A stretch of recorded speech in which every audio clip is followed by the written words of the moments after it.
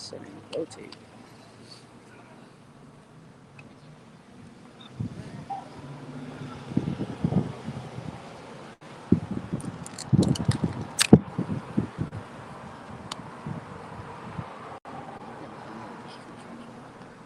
What? What the heck?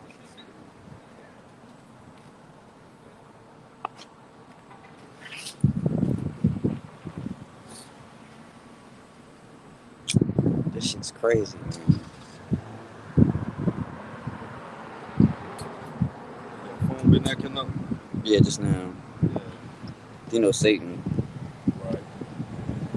telling me to rotate. Like, what are you talking about? I'm talking about the screen. Yeah, got the screen. You gotta go to, the orientation. Yeah.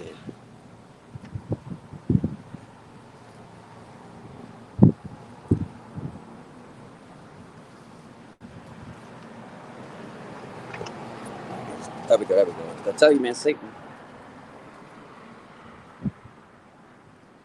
Come on. You gonna auto rotate on? Yeah, that's Satan, man. Yeah. Telling you. I don't mean fucking around.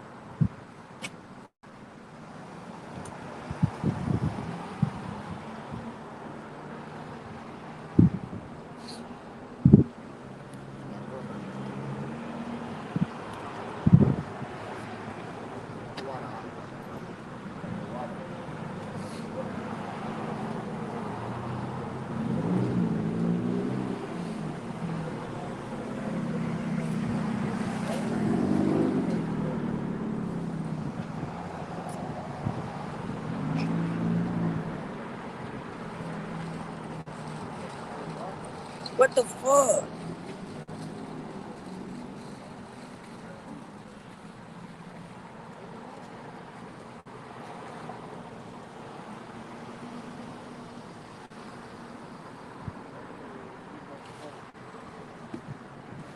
I just said to go old school and This shit talking about every time I turn it goes live. Okay, there we go. There we go.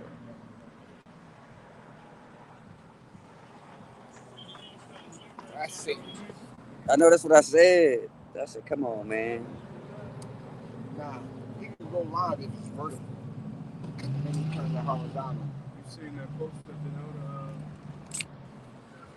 from South Carolina about the Manasseh Zappa. We live on this one. Yeah, God. I can go ahead and get started. Shalom, shalom, shalom. We are the Hebrew Israelites coming at you week in, week out to prophesy the downfall of this wicked kingdom. But first and foremost, I'd like to give all praise, glory, and honor to Yahweh, Ba'ashem, Yahweh, Ba'ashem, Rakakadash.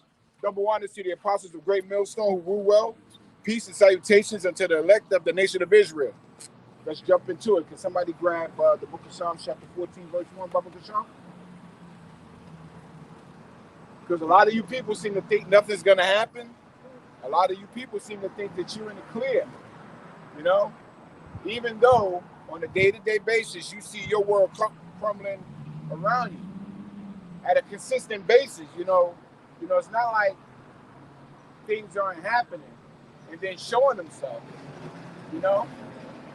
Things are happening and showing themselves. Prophecies is being fulfilled on a daily. And yet you people, and when I refer to you people, I mean you Jakes, you so-called blacks, Hispanics, and Native Americans, you seem to think that it's not going to affect you. Somehow you seem to think that you're going to come out on top of a crumbling kingdom, and that's not the case. Great judgment is about to be fulfilled in the earth, because you have turned your back on your true power, which is Yahweh Ba'ashem Yahushai. He's pissed. I can't see how anybody who reads the scriptures don't understand that concept. The Lord is pissed on what's been going on his earth. This is Psalms 14 and 1, and it says, "A fool have said in his heart, there is no God. They are corrupt. They have done abominable works. There is none that doeth good." Right. The fool has said in his heart. His heart meaning his mind. love. The fool has said in his heart that there is no power. Why? Because the judgment is not expedited expediently. You're not being judged the minute you commit the sin. So you seem to think that in your pride that there is no power, which is why you sit back and you start believing in false doctrines, i.e., science, because Yahweh Hashem Yahushua has not shown himself. He has not judged you the minute you committed the sin. And so with that, you're going to be judged because you have committed sin. Things are about to get terrible at this place. Hey, that's what I add on, man. These people, they supposed to, especially in so-called America, aka Babylon, they're supposed to be a God-fearing nation. Uphold the laws, the Bible, the law, the court system. But meanwhile, and also in the Bible it says, "In God we trust." Right. But meanwhile, y'all doing the opposite. Meanwhile, y'all doing the contrary what the Most High is doing, man. Yeah, hey, that's why. Hey, Scripture says what? They would rather worship the Creator. Was it roughly perfect? Romans 1. Yeah. The water. That's right, man. They rather worship the creature rather than the Creator, man. You people over here scared of a government shutdown, man. Over a man, man. Yeah. You people, a lot of these people, they rely on the government, man. Meanwhile, the Scripture just told you through the Most High, woe to you that trust in Egypt, man. You trust in your oppressor, man. You know what I mean? These people, they don't have faith in the Most High, man. They don't have faith in the Most High, man. So the Most High's, so the Most High's gonna judge them, man. Because what? You relying on man. It's ridiculous, man. It's a bunch of, America's a bunch. It's just a bunch of hypocrites, man. And that's why they need to get judged, man. They need to feel that fear of the Most High again, man. Hey, and that time is coming soon, man. You got it. Nah, the brother's right. There's no fear of the Lord because you don't know the Lord. You seem to think that your Lord is, these other deities. You seem to think that your Lord is either money, the woman, and what the brother was going into, other men. But that is not the case. Can you read on? Yeah. Back in Psalms 14:2, it says Yahweh Shai looked down from heaven upon the children of men to see if there were any that did understand and seek the Most High. The Lord's eyes are 1,000 times brighter than the sun. So the Lord is looking down on men. Go ahead a little bit. No, it says they are all gone aside. They are all together become filthy. There is none that doeth good. No, not one. Start at verse 2 again. Yeah, come. Back in Psalms 14:2, it says, Yahweh Shem Yahushua looked down from heaven upon the children of men to see if there were any that did understand and seek the Most High. You people aren't seeking Yahweh Shem Yahushua. In fact, you're seeking something else. Anything outside of Yahweh Shem Yahushua is vanity. It's vain. It will lead to nothing but torment, pain, and death. That's what you people that's what 2/3 gotta look forward to. Just total destruction. Why? Because you're not seeking Yahweh Shem Yahushua early. The Lord says, seek me early before the evil days draw nigh. And if you did, you'll find them. But you Jakes ain't seeking Yahweh Shem Yahushua early. In fact, what you Jakes are seeking early is your own pleasures, your own lusts, your own false ideas. Hey, I just want to add on because 2/3 of our people, especially niggas, they still chasing the bag, man. Yeah. Our people still talking about money, still talking about the so-called American dream. Still gotta create my enterprise, still gotta create my business. I gotta think 5 years ahead. I gotta get my own land. I gotta be the next guy, man. Not knowing that the prophecies are jumping off the pages, man. This place can go out any minute, man. You know, our people, hey man, our people. Hey, scripture says that our people are willingly ignorant, man. Willingly ignorant, man. Knowing that all these things around, but then, when Most High drops out, as the scripture says, when the Most High shall come in deep in the night, when the banger comes in, the government shut down. Oh, what's going on? Jacob's caught up with his, you know what I mean? Jacob's like a chicken, you know what I mean? With his head cut off, don't know where to go. What I mean? Jacob's what tossed to and fro. But meanwhile, we told you this millions of times, man. Years ahead, man. You know, there's gonna be government shut down. There's gonna be blackouts. There's gonna be famine and pestilence. There's gonna be shutdowns. As the scripture says, man. That's what the scripture says. What the most high is not a man that he should lie, man. Jobs, ceasing. There should be few workers. Music should be all time low, man. At this point, Esau just throwing out everything at this moment. You know what I mean? And as you can see, Esau tagging with it, but he don't care because what he got a gender for it. According to what Revelations 12:12, he have but what a short time. Yeah, Khan. This weekend they talking about the government shutdown. Then what are you gonna do? The last shutdown was in 2020,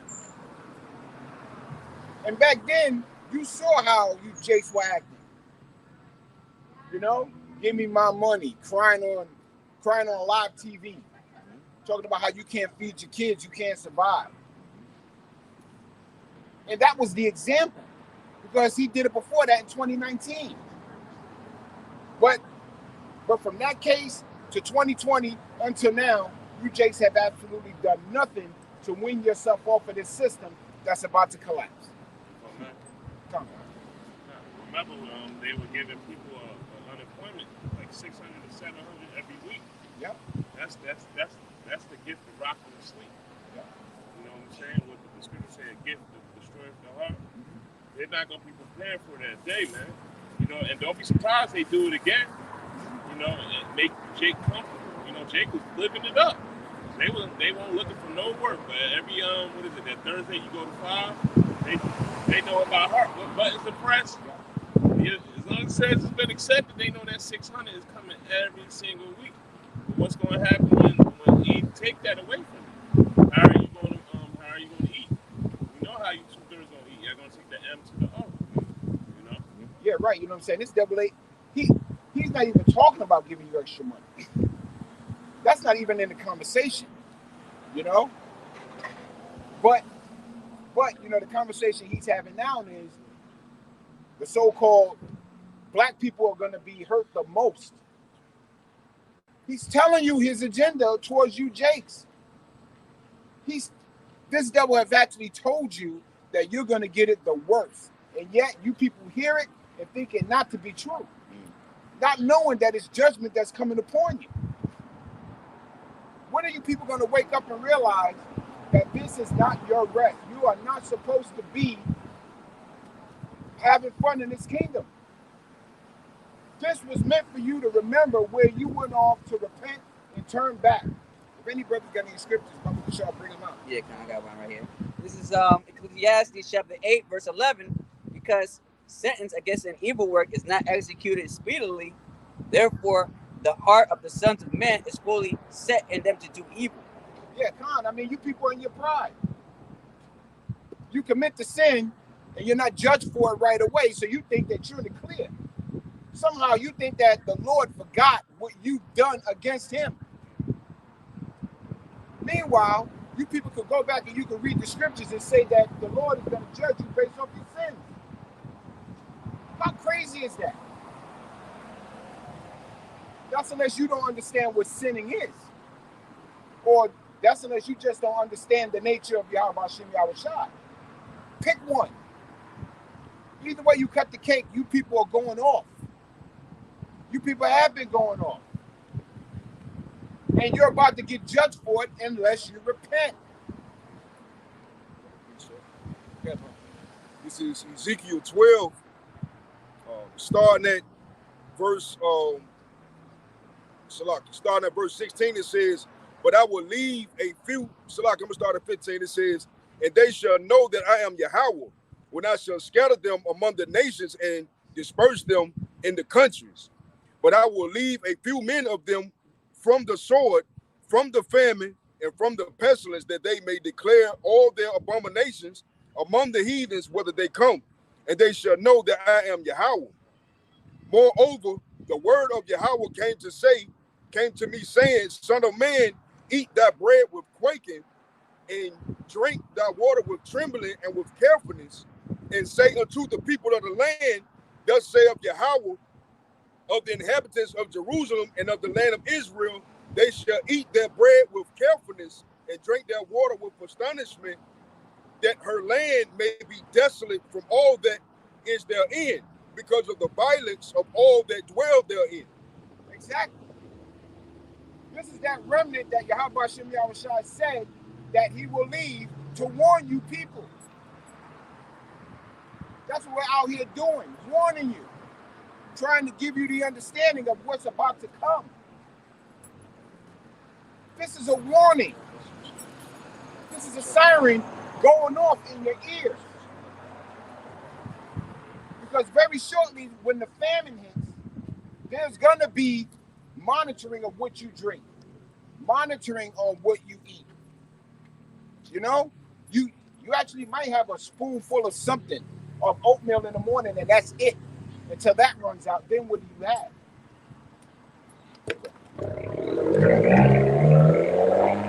You people, you Jakes really need to pay attention to what's going on, because when the doors of mercy shut, that's it. Go ahead, bro, you got it. Matthew 11. The water. 11, I start at 16. And it reads. So Matthew 11 and 16, or 15. He that hath ears to hear, let him hear. For whereunto shall I liken this generation? It is like unto children sitting in the markets and calling unto their fellows and saying, We have piped unto you, and ye have not danced. We have mourned unto you, and ye have not lamented. We're singing to you. This is that beautiful song. These are the words of salvation. Because all we can do is plant the seed. Yahweh Shem Yahushua will give the increase, but you're going to have to be willing. You know, you got to have to set your lust aside. Which, quite honestly, I think a lot of you Jakes refuse to do. Because you don't see the benefit in what's going on right now, and as far as your prophets prophesying to you on what's to come. You don't see the benefit in understanding what's about to happen in the next few weeks, next few months, the next day. Here it is, you know, the brother just brought out, the government is about to have a shutdown. He's about to cut wick off. Millions of women are about to fall short of the benefits that they've had. All-time high. That's right. Yep. That's right. It's like the last government shutdown. You know what I mean? A lot of people, you know what I mean, that's about to prostitute themselves, man. Yeah, OnlyFans went through the roof.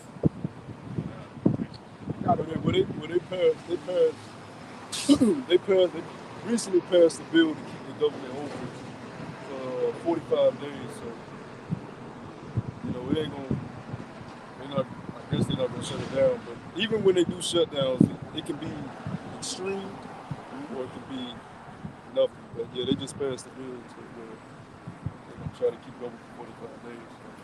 Okay, come on, you know. But see, when you're dealing with the prophecies, there's things that have to unfold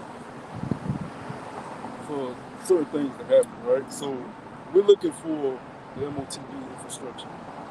The MOTB infrastructure is not just going to, just appear. It's a gradual process. So though we want the destruction to happen imminently, there's things that have to happen. Like, he's not going to be able to just get people to just put a chip in their hand. It don't work like that.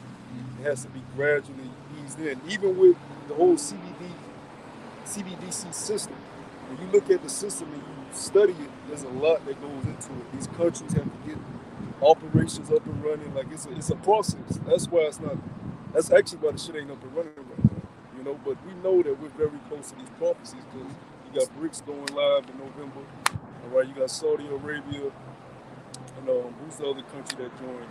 Saudi Arabia, and we got India, the new country, the new country. It was Saudi Arabia. African country. South Africa. Saudi Arabia is going to be officially part of BRICS in January. All right, so we're quickly moving toward these promises, right? Do we want a government shutdown right now? Of course, we want more. The Lord is doing things in this. Like I always like to say, there's a lot of bullshit going on within the Israelite community that need to be ironed out before destruction happens anyway. A lot of niggas got to get weeded out. It's going to be a lot of house. It's going to be a bit like the elders always brand. It's going to be a big house cleaning, a huge house cleaning. All right, because you got lukewarm niggas. You got niggas that don't really believe in this thing. All right, don't forget, brothers are going to get spiritual powers. That's going to be bringing in multitudes of people. There's a lot of stuff that we have to still go through before we see the MOT. But it is very soon. And this thing can happen very fast. But it's a gradual system. It's like with Whole Foods. You see them gradually putting the technology in the stores now. It ain't the actual chip technology, but it's getting the people accustomed to scanning your palm. You know, it's gradually happening. Convenience. That's how he said, get your convenience, you know? People starting to like it, you know? Instead of wait, like I said, I'm surprised, man. Like I said, not love is surprised, but, you know what I mean? Hey, even got it in 7-Elevens now, you know what I mean? I noticed that too. You know, in your very small places, you know, instead of waiting 5 minutes in line, you just go 7-Eleven, you know. First, I already know how to deal with this, you know. Like I said, it's gonna be everywhere. Like next thing you know, you're gonna see it in maybe, you know, maybe in these mom and pop shops, man. You know. Now, if the House passed it, but if the Senate don't approve it, they got what until midnight, some shit. If the Senate don't approve it, then the government will shut down. On the second, right? Yeah, I believe like the second. So we'll see what happens with that. Either way, we're gonna do our job. Our job is to watch. That's what our job is to do, to watch. We're watchmen, right? We speak about things that we see, you know, and we bring it out according to the scriptures. We always come out according to the scriptures, because if we come out of our own mind, we would have been saying shit's gonna happen. We thought it was the end when Obama got elected. We was out here prophesying, yeah, Obama, the last president, you know, because you hasten it. But when you young in the spirit like that, you just fucking, motherfucker, Obama, that's it. And it was 2 terms. We had to be through that nigga for 2 terms. Then what's his name got in there? Now this is the diaper bandit in there. Yeah, right. So, you know, this thing of ours is about everything revolves around the church, the ministry. That's right. It don't revolve around what Esau's doing. It don't revolve around his plans. It revolves around us. The Lord's getting his house in order. Things move when we get our shit together. The Lord ain't gonna the Lord is not coming back. He's not sending Yahushua back until the house is in order. Until the master comes back and sees fit that the house is in order, then he come back. If the house is still a mess, Yahushua is not coming back. Right at this point in time, the house is a fucking mess. If your elder apostles still got to get on your ass about videos and being lukewarm and, you know, not being brotherly or not putting your all into this thing, not making sacrifices, the house is a fucking mess. It's a mess. And until the house gets in order, Yahushua will not return. What you got, brother?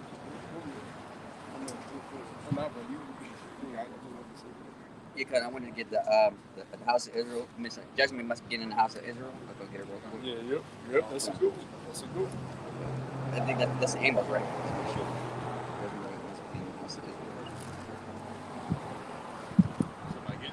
Rockman had a precept. Oh, yeah. I got 2 precepts, but it was concerning what you were speaking about, if you have buckets on mind.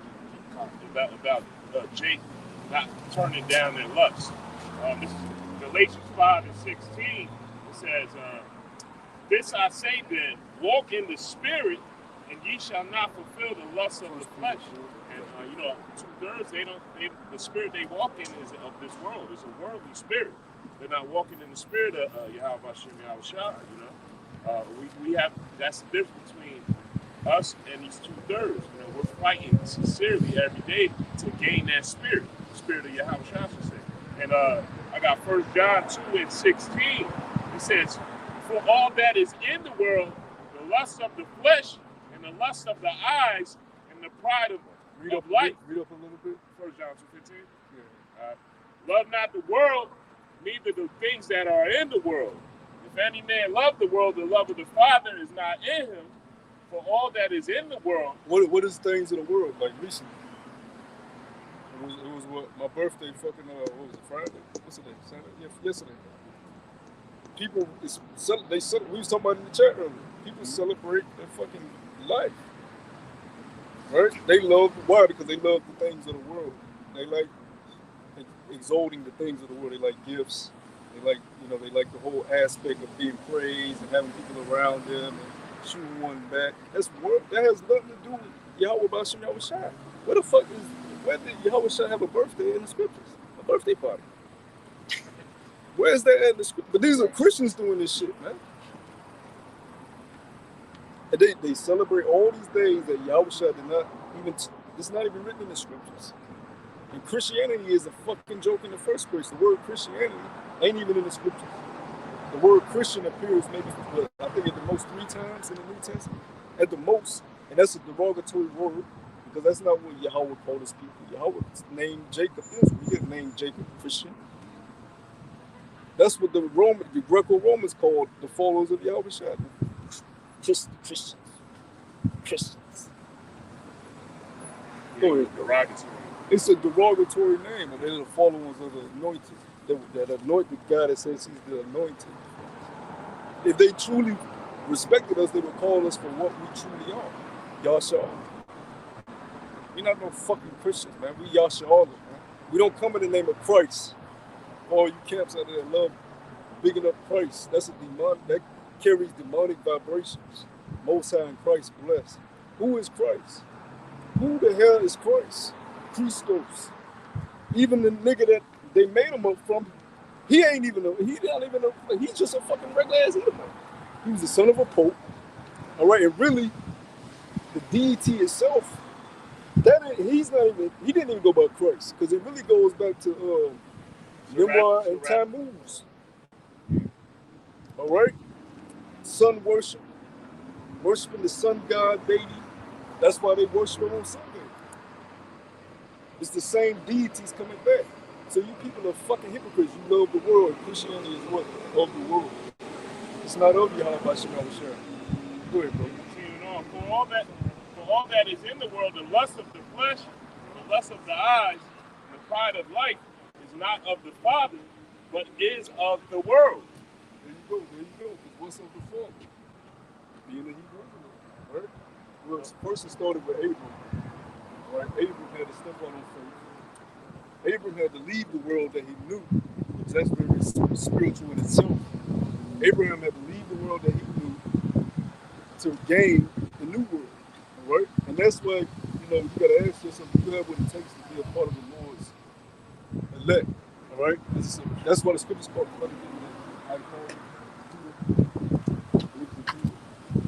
That's why the scriptures call it a high calling.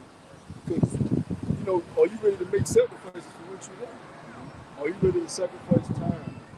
All right? Are you ready to sacrifice not having a woman? Are you ready to sacrifice losing some of your sanity? Are you ready to sacrifice? Are you ready to make whatever sacrifice needs to be, even in your life, for Yahweh Bashim Yahweh Shai? Because that's what it's going to take.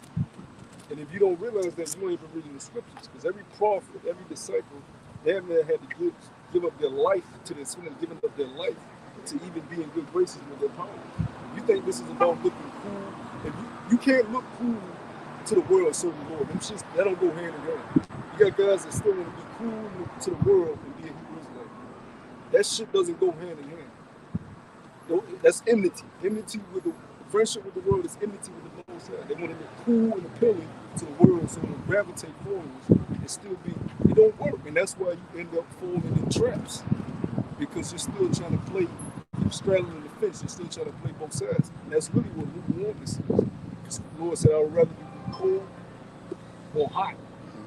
Lord said, "I'd rather you just say be a complete nigga than be lukewarm. Just tell me what you want to be." But you have guys that don't really want to make the sacrifices that it takes. But as we get closer to the end, like the brothers was talking about, you're going to have to make more and more sacrifices. The shit that the little things that we've been going through is nothing compared to what Yahweh is about to put us through. He says he's going to bring us through the fire. Read the scriptures of how he tests his loyal servants and those that say they obey him. He puts you through dangerous, fearful situations, man. You read about Peter losing faith on the boat, where he told Peter to jump out the ocean and walk at night in the middle of a storm. You know, who wants to do that? He told many of his followers, hey, are you ready to die? Are you ready to? Hey, he said you got to drink of that cup. Matter of fact, get that. He said we got to drink of the same cup he drunk of.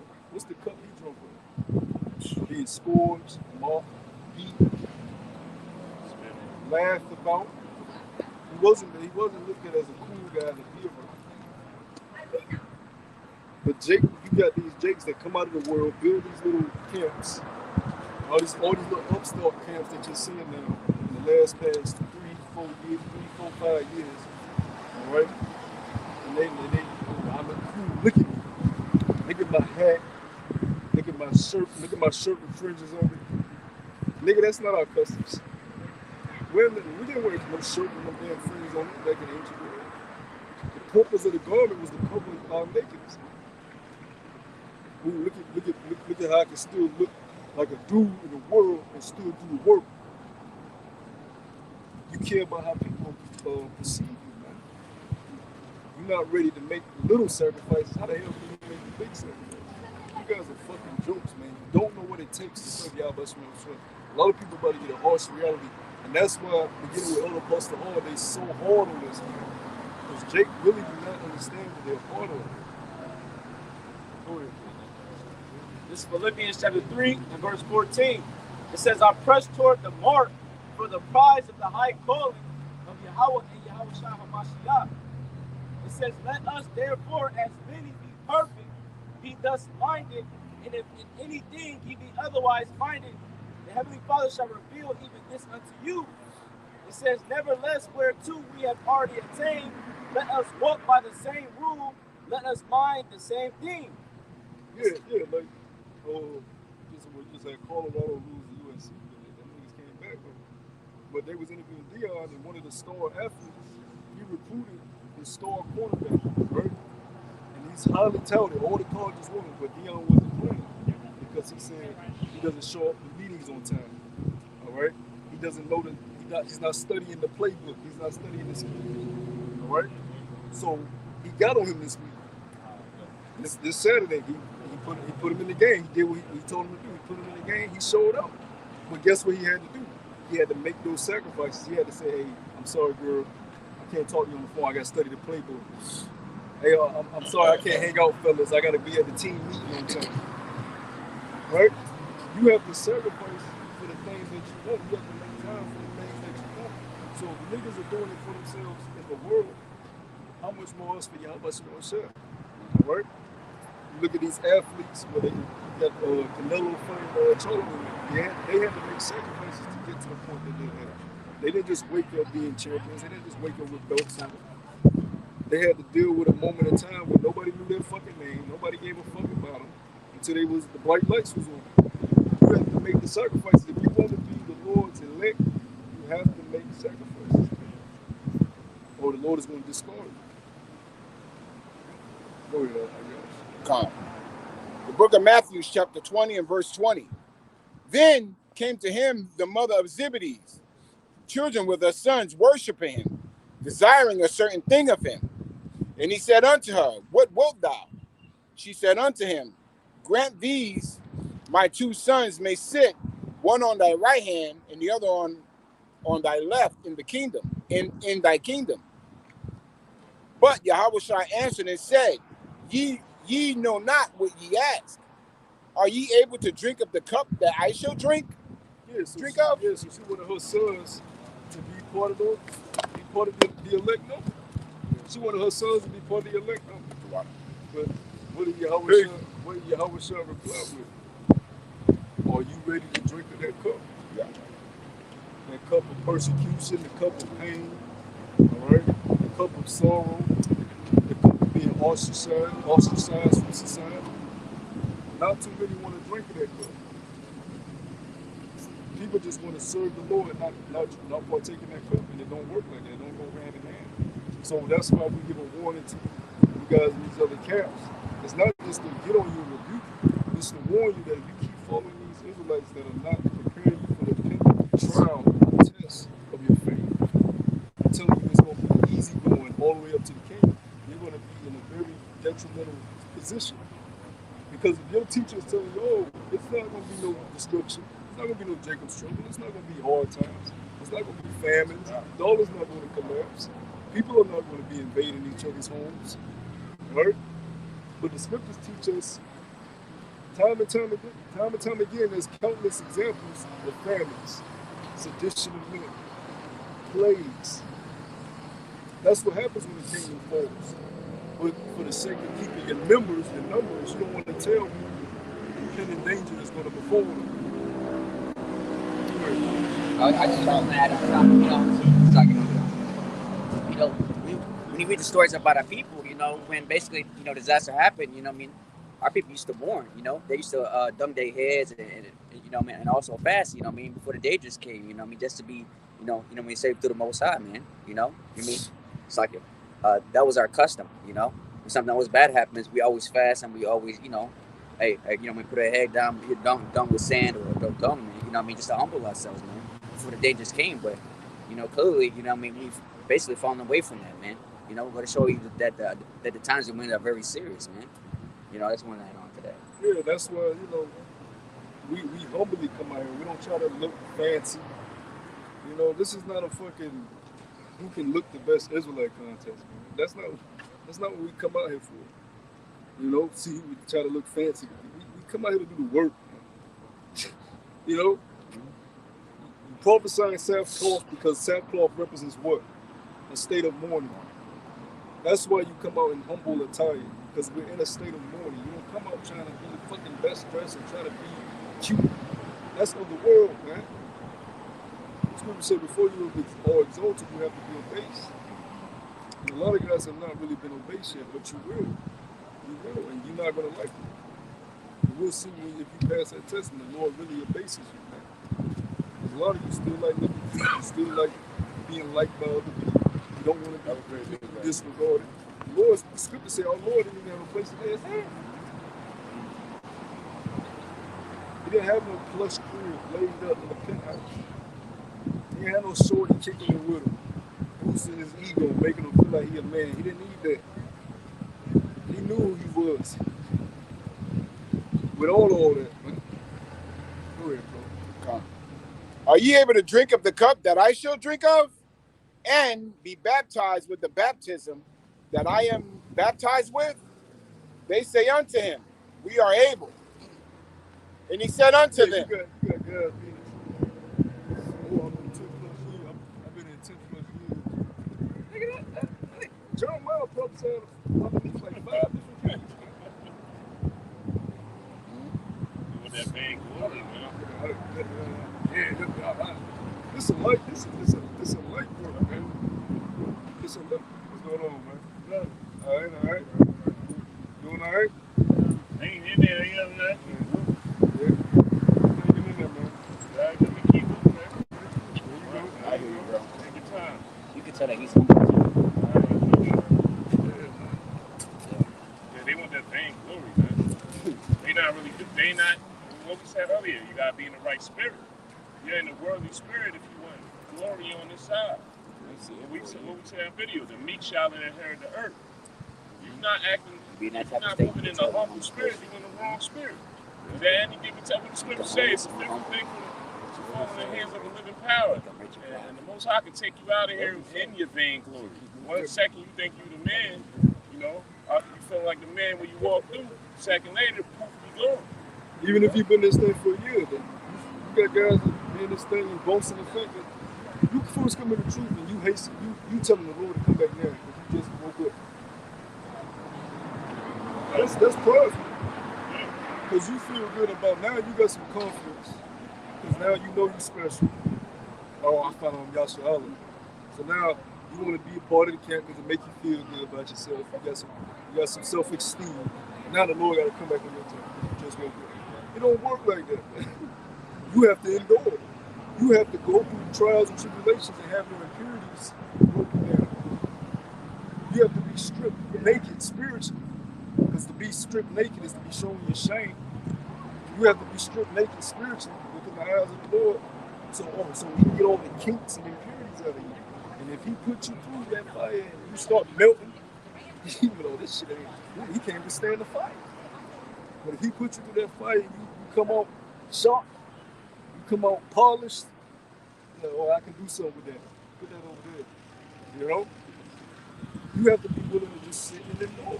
And that comes with time. You can't come in the truth and say, oh man, the Lord need to come back in 2 years. The Lord need to come back in 3 years. You gotta have the mindset, I'm in this to the day I die. You can't look at this as like I'm joining the Black Panther movement or I'm joining. No, it don't work like that. You gotta have the mindset. If the Lord don't come back 50 years from now, that's cool. I'm a Hebrew Israelite. When I die, He gonna come back when I die. I've woken up. I know who I am now. I'm serving my power. He don't have to come back in my time. I'm a Hebrew Israelite. I know He gonna come back. That's the understanding you gotta have. A lot of guys come in like you joining a fucking Boy Scouts or some shit. He gotta come back. He gotta come back. No, he don't. You just need to serve Him out. Like our forefathers did countless times before. No one didn't know the exact day it was gonna rain. He just knew to serve His power and build that up for however long it took. You know? Yeah, that's cool. Sorry, you gotta push it. This book of Ecclesiastes, chapter 7 and verse 2, it says, it is better to go to the house of mourning than to go to the house of feasting. And that's so weird right now. We're in the house of mourning because our women out of order, our men out of order, our food is polluted, music is trash, all right, everything is ran down and ran through. Sports is totally corrupted. Everything that surrounds us is corrupted. Like the brother brought out, this is not our rest. That scripture said, this is not your rest. Surely it is polluted. We live amongst straight pollution. You want to stay away from the meat because the meat is fucked up. You go eat fish where the seed is poison. So you can't eat meat or fish. Right. You treading on thin ground with everything you touch around this motherfucker. Every woman you go near that had, who knows? God knows how many bodies. Who knows how many STDs she had before you? Shit, she might be fucking a nigga at that very moment while she's entertaining you. Yeah, Brittany Renner. This is the type of world we live in. I'm 35. Yeah, multiply that by 30. And 35 is fucking, you gotta ask your nigga. That's 35 different spirits on a person. You can see, but Women were not created to be entered by different men because they're just not built for that. We were created to be the ones to lay with different partners because that's why we can ejaculate. Shit, man, look, we're not getting too blunt, but if you a healthy man, you can ejaculate 3 times a day. And this is in our weak state. We ain't talking about we in our glory. I'm talking about our weak state right now. So that means if you a healthy body man, you get 3 different women pregnant every day for the week. And they all gonna be pregnant up to 9 months. Which proves they're not supposed to be having sex with multiple individuals because you stuck for 9 months, bitch. You can't receive seed from nobody else doing that shit. You stuck. And that's why that fucking, I come from my mama, that's bullshit. Because you're shot into your mother and you swim, right? This is you. This is you coming out of your daddy and you swimming to your mother's egg and you sit there and you chill out for a period of time. And you come out of your mom. You may have your mother's eyes, your mother's ears. You take traits because you can sit in it, but you can come from your mama.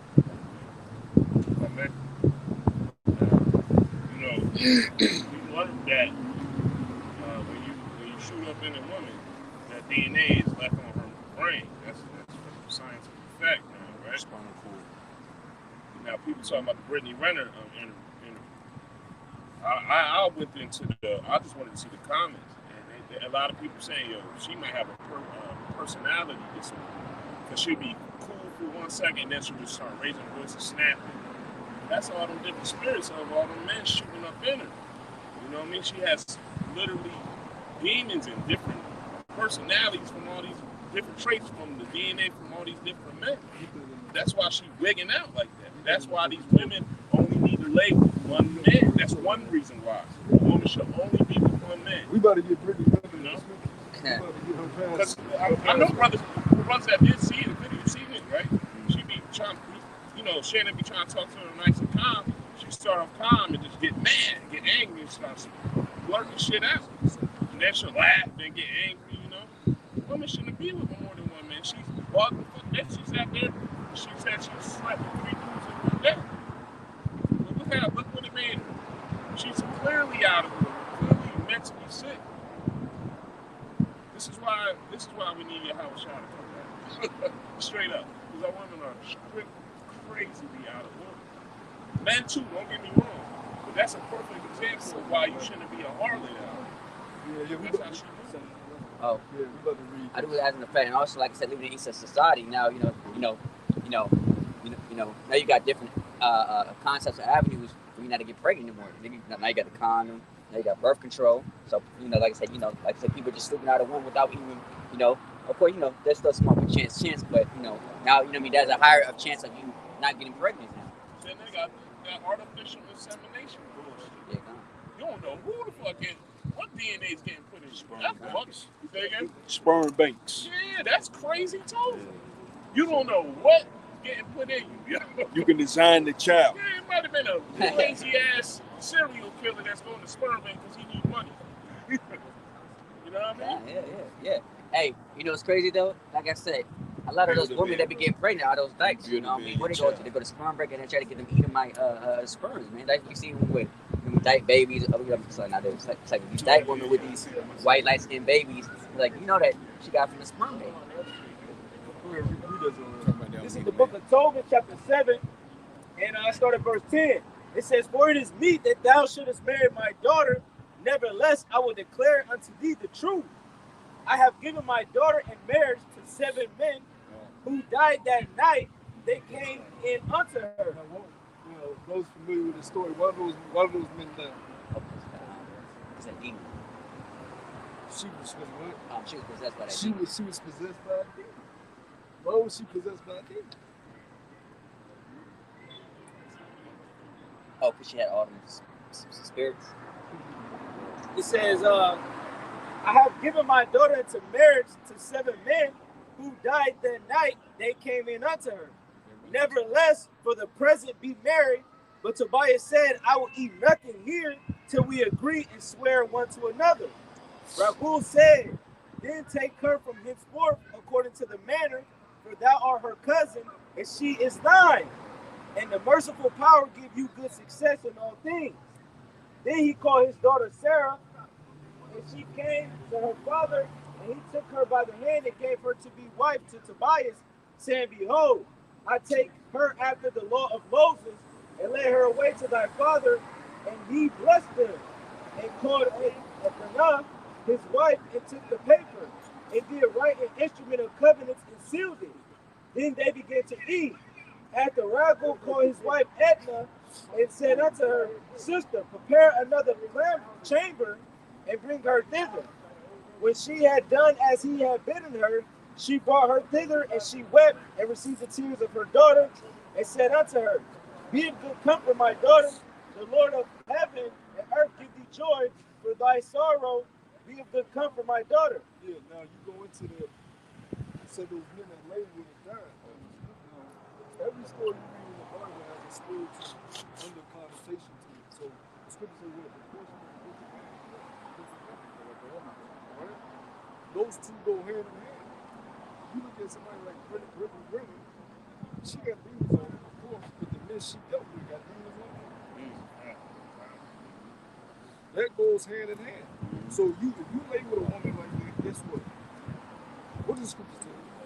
A wicked woman is given to a wicked man. Because a man of wisdom, understanding, a man of the Lord is not going to deal with that type of woman. That's right. A man of the Lord is not going to just lay with something just because he's on it. That's right. That means you need to check yourself, buddy, because you clearly not listening to the scripture. Paul told your ass to get control over your loins. Paul told you to gird up your loins like a man and get control over your members. He said, put your members to death, mortify your members. If you don't have control over your members and your members got control over you, how the hell can you serve the Lord? You know different than anyone. You just gonna fuck something just because it's there for you to fuck. That's what these niggas do, man. That's why these women got these power now, so-called power, man. You know? Yams and all that shit. Now, if you go pump something on the side, cool, but you can't be just erratically just, I can't control myself. I'm just fucking. Cause she right there. You gotta be careful with what you're dealing with, man. And then now you inviting her around you, and now you got that aura of energy around you, and now you for one, you ain't doing enough for the Lord anyways. The scriptures tell you no matter how much we do, it ain't enough. So you already ain't doing enough. Now you got this bitch around you. Now you doing less than what you were doing before. So the angel, it might be Raphael or whoever, got the calculator. This nigga done spend this hours doing this. This chick, he done spend hours over there at the bar. He done spend hours over here watching this game. He done spend. Let me see what works he been doing for the Lord. Get this nigga out of here. Get this lukewarm ass nigga out of here. If you think the elders are tough, where do you see the angels? How they grade your ass? The angels be ready to put Jake to death on the spot for coming up short for the serving their power. That's why I say all the time, you may see the chairs might be looking at you, you want to listen to death. We surveying you, but we gonna smoke your ass. You want to make sure you're not on that other side. I'm dead serious. You want to make sure you're not on that side. For real. The Lord has sent angels out to wipe Jake ass off, man. Scary. Angels ain't just no buddy. Angels not some buddies. Hey, angel. John the Revelator bowed down to an angel, man. They out here blowing people's brains out on a daily basis, causing car crashes, causing all type of mayhem and destruction, man. Those are the Lord. That's the Lord's army. The scripture said the Lord of hosts. Who's the host? The angels. They whip ass. And that's who's watching us. The scripture say what? An angel of the Lord can't around in that fear of the Lord. You say you serving the Lord, you got angels watching you, man. Day in and day out. And they surveying what you doing for Yahweh Shah and what you doing for the world and yourself and your rest. And if you don't weigh out, if you don't add up, you will be kicked out. It's only a matter of time. It's only a matter of time.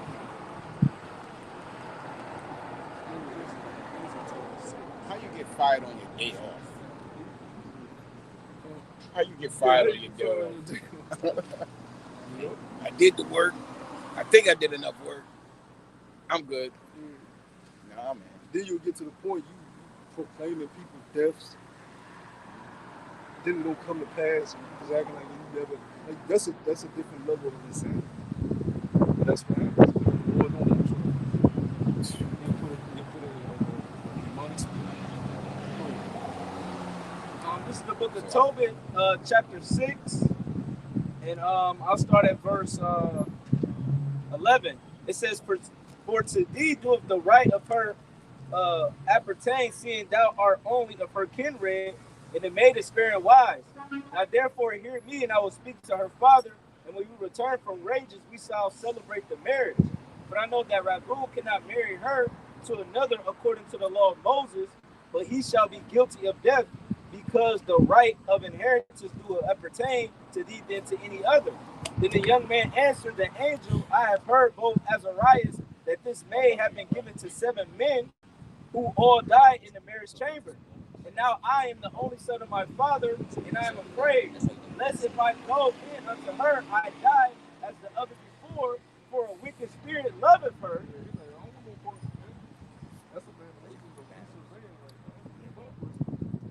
What's over there? Oh, no parts of it. You're gonna die.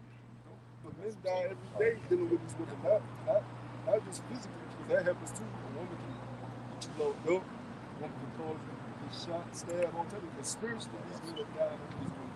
They losing what it means to be a man. And they definitely don't know the first thing when they're going to the world. Why? Because they're steady chasing ass. That's all. That's what people think a man is. Makes you a man, chasing ass. It's crazy. Social media, internet, bullshit age.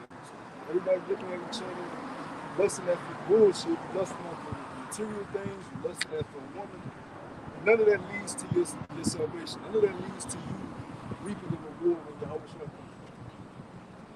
It's detrimental to your growth, man. Like we were saying in the chat room, this existence right here is nothing but a trial and punishment. All right? It's a trial for those who are fit for the kingdom. Like Yahweh Shah said, this world was made for many, but the world will come for few. This is a trial to see who's worthy to inherit what's coming, and a punishment for those who are not. Now within that we're getting punished too, because you got curses that stem from Genesis, you got curses that stem from Deuteronomy that's still over us to this day. So we're still being punished for our rebellion, but we're also being tried at the same time. You want to pass the test, because if you pass the test, you'll reap the reward that Yahweh Shai is going to come back with. You know? It says, "For a wicked spirit loveth her, which hurteth nobody but those which come unto her. Wherefore I also fear lest I die and bring my father's and my mother's life because of me to the grave with sorrow, for they have no other son to bury them." Then the angel said unto him, "Doest thou not remember the precepts which thy father gave thee, that thou shouldest marry a wife of thine own kindred? Wherefore hear me, O brother, for she shall be given to thee to wife, and make thou no reckoning of the evil spirit, for this same night shall she be given thee in marriage. And when thou shalt come into the marriage chamber, thou shalt take the ashes of perfume, and shalt lay upon them some of the heart and liver of the fish, and shalt make smoke of it." So what was he doing?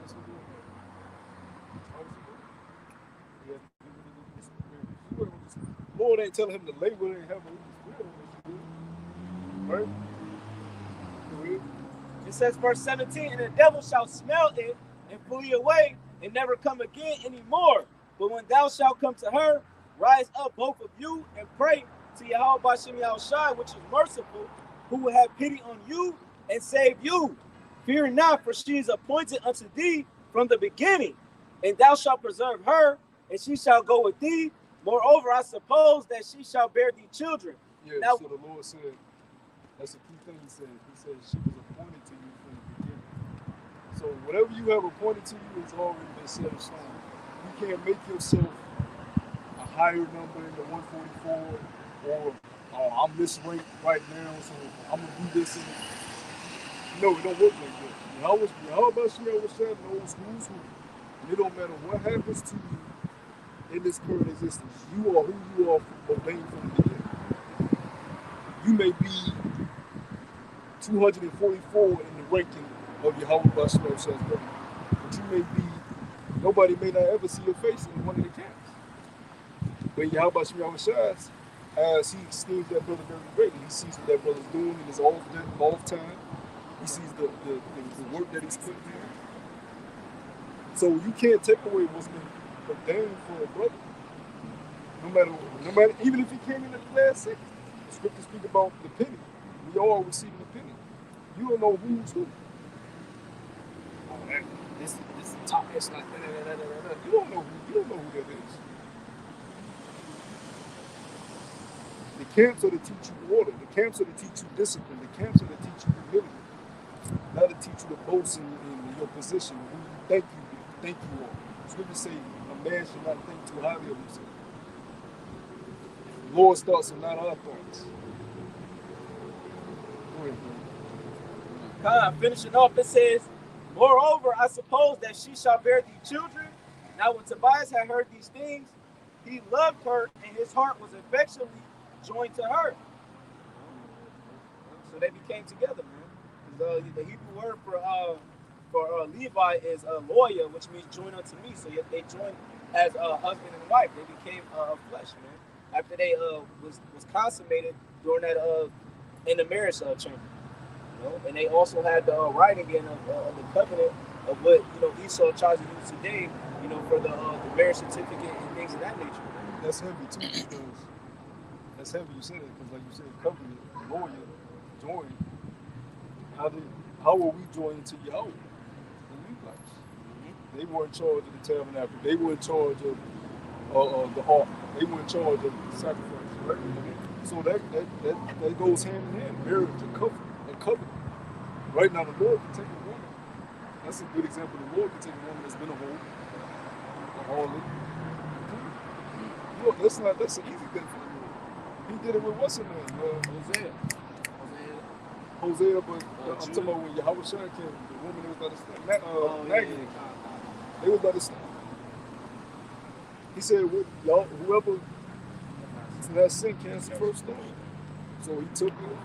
From that moment, she became a devout woman of the Lord. And if you went up to her and tried to still say she a whore, Y'all shall would curse your ass out. Because you was a nigga. If you gonna go by that, then you still a nigga. If someone truly repents and turns away, truly, you can't still hold their sins upon their head.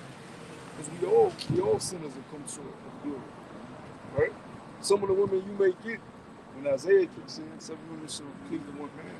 If you fall under that, the Lord gonna choose who he wants to have spiritual power. The Lord's gonna choose who he wants to have multiple women with them during this age. He gonna choose all that. Just because the prophecy, that don't mean you fall under that prophecy. Some brothers gonna get certain different things. Some brothers may not get none at all. You know, don't think every prophecy is fit for you. But some of those women might be a woman that was a woman. You know, that repented and said, "Hey, let me just be called by that name. I will eat my own bread and just let me be called by that name." Right? Go ahead, bro. That was it. Because the biggest harlot of them all is us, America. We the nation. We the kingdom. We the head. And we rebelled against our spiritual husband. Right? What did he say in Ezekiel? He decked us out. He put us in the finest fabrics. He gave us the finest jewelry. Our land was split. He gave us the desires of our heart. And we turned our back on him. That's some of the men. So we the biggest harlots. Right? That's why you repent and turn back. That's what repent means, to turn back, to turn away from your wicked ways and turn back to your power. This is Jeremiah chapter 3 and verse 1. They say, if a man put away his wife, and she go from him, and become another man's, shall he not return unto her again? Shall not that land be greatly polluted? That's one man. So back in the righteous, stable society where everybody's in their right mind, if a woman stepped out one time, put her in death. She's fucking polluted. They can't do no ritual. Because they had a high level understanding of what that meant. So you've done for it. Now you got thoughts, your thoughts are corrupted with this other man. 2 years from now, you will just be thinking about what he did for you, how he did that, what he was like. That shit ain't supposed to never happen. That's wicked. That's wickedness. That's chaos and that's confusion. Right? So we got to put that away from us now. Put your hand 1, 2, 3, 4, 5, 6, 7. So if the land was polluted for one, how polluted is the land today? You tell them what's going through her head. That's why You white already know what went through her body, but you don't know what's going through her head yet. You can have the face of the first adulterer, the body of the second, the motion of the third. You know what I'm saying? It's all fucked up. Yeah, when a demonic spirit is on somebody, there's nothing you can do. Only Yahweh Shai can put that spirit on. That's right. You have to call upon the name of Yahweh Shai. Some demons you have to fast and constantly pray to get removed from. If a person has a demon on him, which all these people in the world have demons on, you can't be around them and expect them to change. It don't work like that. They gonna change if I show them with this, or if I tell them about that. They gonna fix their way. That's not how it works, man. They have to fervently call upon the name of Yahweh Shai and earnestly seek Him out, man. That's good. I like You think people in the world gonna change because you deal with them? That's not how it works, man. They got demons on them, man. A demon is attached to them. You just read it. That brother, had to put the stinky fish Yeah, fish. and the rest of the incense and all that around just to get the demons. You don't see the demons, but the demon is only, like I use the analogy that it's hugging their back. If you roll open your eyes, you see a demon piggyback right in their ass, man.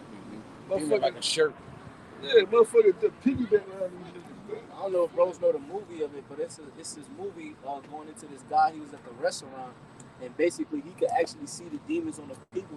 Oh yeah, around. yeah. But then if they caught you looking at them, then they would hop on you and kill you, whatever the case may be.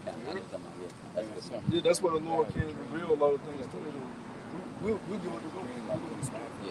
If the Lord showed us the Spirit, we'll give it a Spirit. What's that you do? We'll faint. You might have a heart attack. You know what I'm saying? you might be dealing with a chick, and the Lord reveal you with a demon, and so you be like, oh shit! That should bug you out. fucking eyes wide shut. You can text your bro, hey brother, call me real quick. Your so-called boys in the world, the Lord will show you the demon or something. You're like, oh shit. Then you'll really stay away. You don't even know what it looks like. Oh my God, can you imagine what it looks like? But you will really see it though, because what is that? Galatians 4:16. Have I become your enemy because I tell you the truth? When you tell your people the truth, man, you really start to see the demons on them, man, and they become your enemy. And that's when you really want to separate, part yourself from them, man, because they got all them heavy demons on them, man. Yeah. The scripture said you should know a person by their fruit. You know what I'm saying? Jeremiah 3:1, they say if a man put away his wife and she go from him and become another man's, shall he return unto her again? Shall not the land be greatly polluted? But thou hast played the harlot with many lovers, yet return again to me, saith the Lord, Yahweh Bashem Yahushai. So the Lord would have been justified and been away with according to his law, which shows you the Most High is not inside of the confines we are. He works outside. Even though he does things by his law, he's not confined by that like we are. He can do what the fuck he wants. He's the Most High. So by his law, he was justified in it. I'm not doing it. Matter of fact, I'm a radical relationship. I'm a create. He can do that. He the Most High. He can do that. He said, I'm gonna take you again. Right? So that's how we have to deal with the people that come up and they listen and they look a little weird and they coming out the world, man. You forget where we at. Like that person that's walking out up the street with them boots on. And you're gonna see all type of different shit. You're gonna see weird. It's Babylon. It's chaos. It's confusion. While you go to other countries, people kind of dress the same for the most part. People look the same. You don't have so many different styles, and you see people a little hip hop community in Dubai, a little hip hop community in Korea. You see little sprinklings of it, but for the majority of the population, everybody kind of looks the same, dressed the same. You come to America, everything's different. You may run into a fucking golf group. You may run into a hip hop group. A bunch of faggots over there, witches, warlocks, tarot card readers, all type of shit you can run into On the same block. Yeah. Groups that want to be groups that want to be niggas, groups that want to be Edomites. Especially when you run into all type of shit. Yeah. The anime world, and niggas is dressing up like fucking. This is adults. Yeah, God. What they call it, Comic-Con? This is adults doing this shit. Yeah, adults. Dressed like a grown ass Pokemon. Yeah. What the fuck is that? This is what you see. This is what you see over there. Or something like that. A little. Now that right there is off. That is fucking off. Now I see you, but that's what she like 3-4 years old. She got a fucking skirt on. A woman ain't supposed to be wearing a skirt, let alone a fucking baby. That's why we got all these pedophiles around here, man. This place is fucking sick. But that's normalized. People looking at, oh, she's so cute. She got a tutu. That's wickedness, man. Like they had the ballerina shit last week. You know, little ass girls with tutus. That's wickedness. That's why this world is completely contrary to the world that's to come. It's completely contrary. In the kingdom, if an Edomite comes up and says, my Lord, one of the people in my nation, his wife stepped out on him, what should I do? Put that bitch to death. And if the man knew, you put him to death too. Yeah, because they got the jealousy law. Numbers the 5th chapter goes into if a man, think that his wife is basically committing adultery, and she would have to drink this bitter water, and he would bring him in front of the priest, or whatever the case may be. And I think if after she drinks it, if she be found guilty, then she would be be put to death. Yeah. Now, a nigga might lie and say, well, I didn't know she was yours, bro. And that's bullshit, because it's going to get back to community base. So everybody going to know who married. You going to know who what father's homes. It ain't going to be like this bullshit here. You don't know what the fuck going on. Niggas got DMs and niggas got phones. And they got text messages. All that shit done away with. You going to know who's who, because you going to deal with what's around them. We're going to be able to go with that phone. We got teleportation. We can fly with your ass in your communities, in your neighborhoods, y'all gonna know, okay, she from the fall of such and such. He's from the fall of such and such. They were joined last week. And every time somebody has a marriage, it's gonna be pronounced. That's how things were done. And you gotta make it known. Even amongst us, even though we're gonna be perfect, when the brother gets, we gonna know. When you know, you're gonna say, Mary said, oof, okay. She off limits. Like, Good for that brother. like they were trying to deny that Yahushua was the son of the Most High. They was like, oh, isn't that Joseph's son? They knew who he was. Yeah, beautiful. Matter of fact, you did brother. You found Matthew. But that's a beautiful point. It was our nation was very community based, and it was like that, so you would know what the fuck is going on around you, right? Like in the kingdom, I'm gonna tell brothers that I'm about to give my daughter to such and such brother of this family. Oh, for real, cool. That's how it's gonna work. We're gonna know what's going on. You know, ain't gonna be no adultery, ain't gonna be no homosexuality. Now the other nations are still gonna try this shit, but that's where the fun comes in. As soon as we find out your ass is trying to be a damn faggot, we're gonna torture your ass. Especially y'all in Thailand. You motherfuckers in Thailand, y'all are fucking freaks. Oh, That's what they call it, Bangkok. hey, look. I don't know what the fuck that is. She take too much testosterone. But as soon as we find out you trying to break the law of Yahweh Shemel Shah, we're gonna break out that rod and we're gonna correct you. And we're not gonna tell you don't do that. We're gonna beat your ass. Because Esau tell you don't hit your kids, right? The Most High told you to beat your kid ass. Yeah, kind of wow. That's why Esau And it works. fucking bugged the fuck out. Look at that. Look at how they women. Look at how they fucking women act. They women are the biggest sluts and hoes there. Don't let Becky and Emily fool you. They having sex with dogs. They getting gangbanged. They doing anal sex. They do everything. They do everything under the sun. Cause their husband is a Edomite. And Bobby and Billy, they have no restrictions. They want to bring them in with them. That's why I got. They want to get rammed through while they ramming their wife. Hey, Susan, we're gonna try something new tonight. That's why they got the movies like Eyes Wide Shut, 50 Shades of Grey.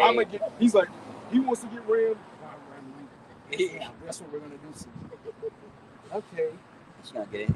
That's how they have no restrictions, because that's how they were when they was in Petra, when they was in the wilderness, when they was in them caves. That's how they always been. Fucking their sisters. You know what I'm saying? Fucking their mamas. Going on.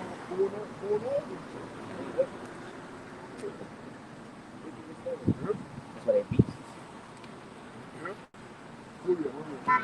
I got Matthew 13 and 53 reads, and it came to pass that when Yahushua had finished these parables, he departed thence. And when he was coming to his own country, he taught them in their synagogue, insomuch that they were astonished, and said, whence have this man this wisdom and these mighty works? Is not this the carpenter's son? Is not his mother called Mary, and his brethren James? So somebody do something, because in niggerism, in black culture, they have something called snitch title to it. That's black culture bullshit, right? If somebody do something against Yahweh Shemel Shah, you could say, look at that shit. You must point them over. So we know to stay clear from that nigga. But this is what happens in the hoods, right? Grimy ass nigga shooting nigga. Everybody looking at the blood. Shoot. Who's the blood? Let the nigga lay in the street. Don't nobody say shit. I'm just sleeping. You gonna be next. And this is firsthand experience. I know dudes, some of my friends from the world, this shit really happened. A nigga fucking in Young's Park, big shot nigga.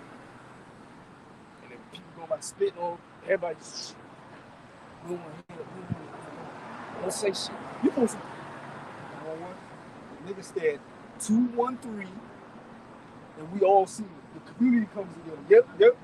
2 or 3 witnesses. Yep. That nigga did it. You can't be scared of him. He come out. He out of here. You gotta come as a community and get that wicked shit away from you. So the rest of the community is saying, oh, I can't do like that because the community will come against me. I can't grow up and be like that. That nigga got put in the pen. But you know what happens? They let it run rampant. What does the law tell you? Put this evil away from you. So they learn not the ways of the evil, but the hood don't do that. They let it run rampant. So the little kids watch, damn, I want to be like him. Everybody's scared of him. I'm gonna kill niggas too. I ain't shit gonna, the community ain't gonna tell on me. They got my back. And before you know it, you got a gang running the whole neighborhood. Kids getting off the bus. Hey, young little shorty. What's up, little homie? Run them buckets. What you got? Let me see, little homie. Everybody's scared of the gang running the neighborhood because you don't let the evil run rampant when it was supposed to start at the beginning. Black culture is fucking destructive, man. Them snakes don't tattle to you.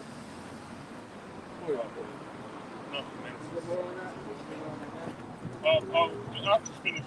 He said, it's not just the carpenter's son, it's not his mother called Mary, and his brethren James and Joseph, and Simon and Judas.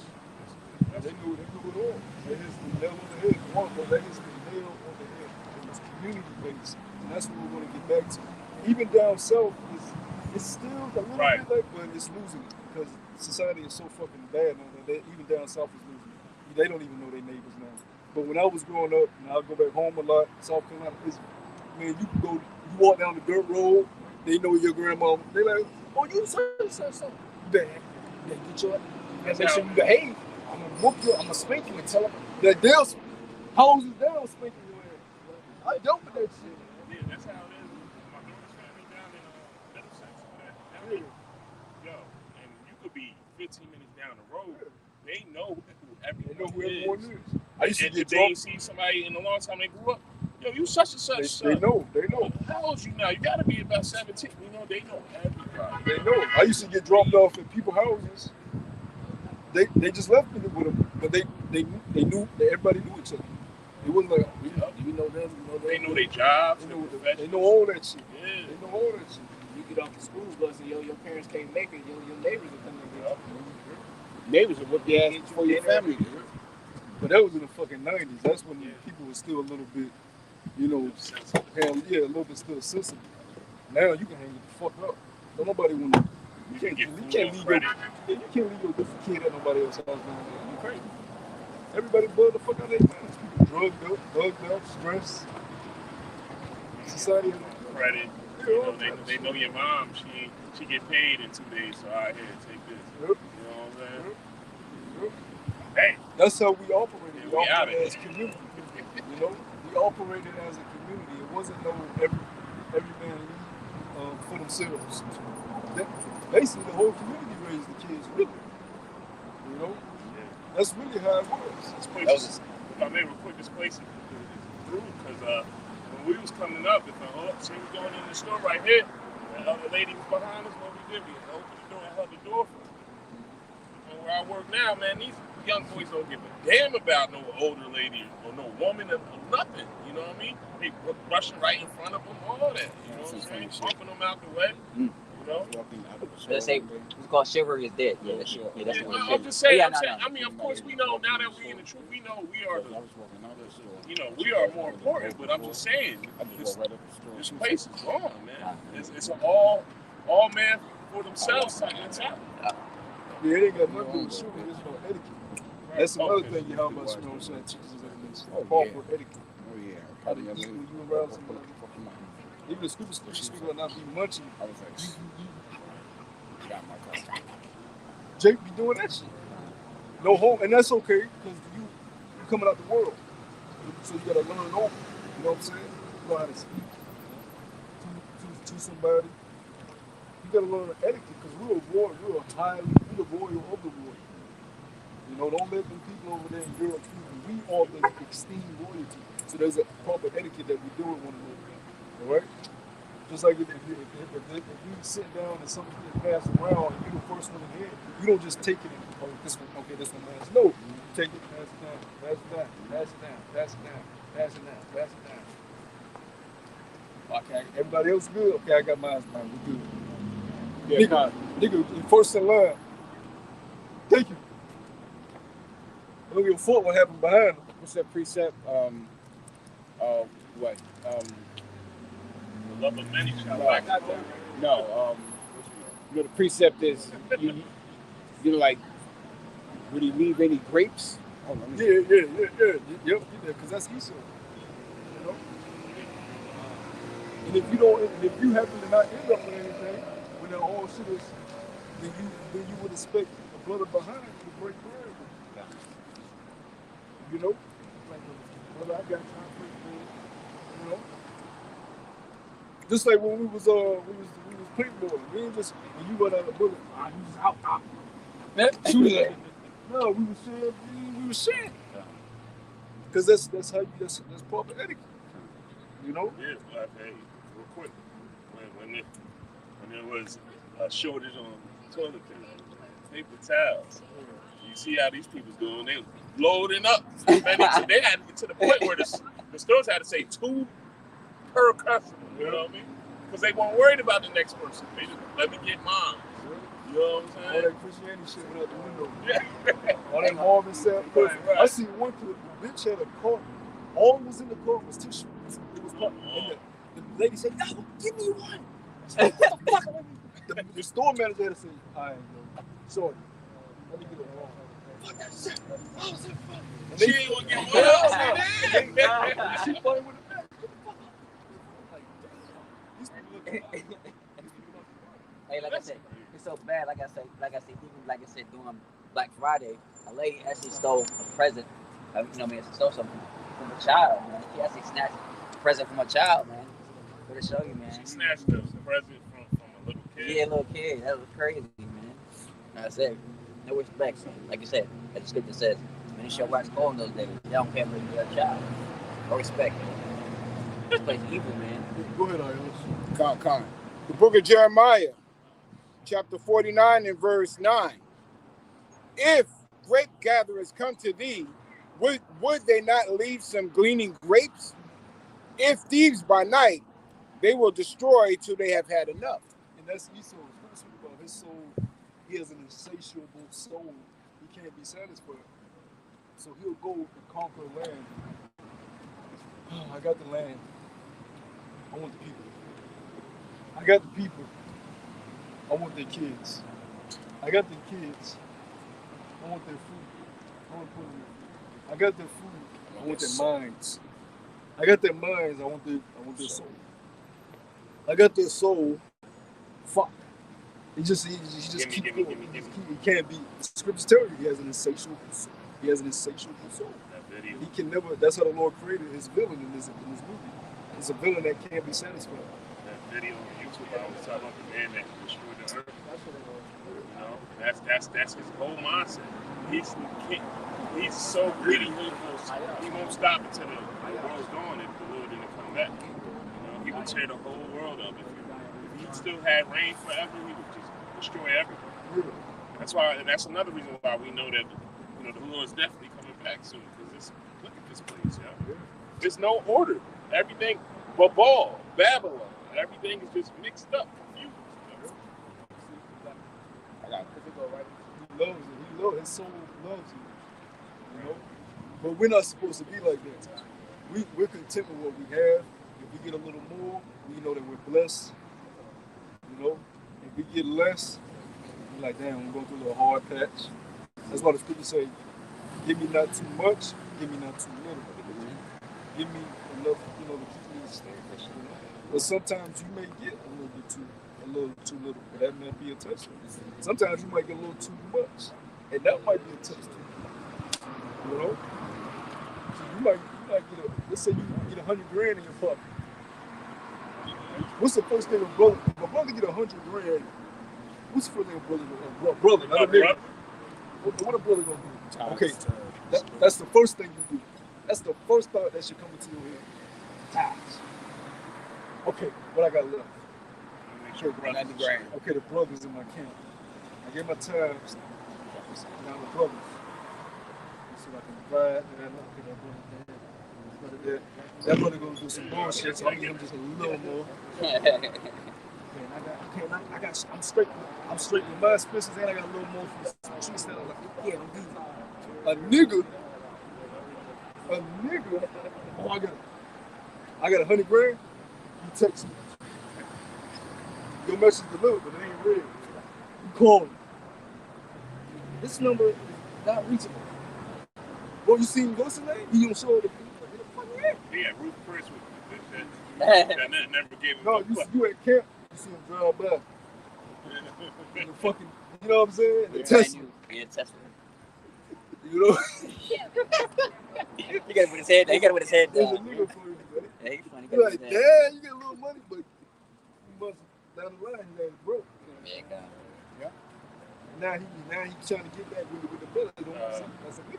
Jake lady a couple years ago hit the lotto for like $100,000 and bought a used Maybach, like an old, you know, for like, Oh, yeah. like, yeah, I mean, to the point her family made her turn it back in, like, you dumbass. Yeah. Why would you buy that? All you did was hit 100. So you know, she get 80 in cash. Probably got 80 in cash, and think about it.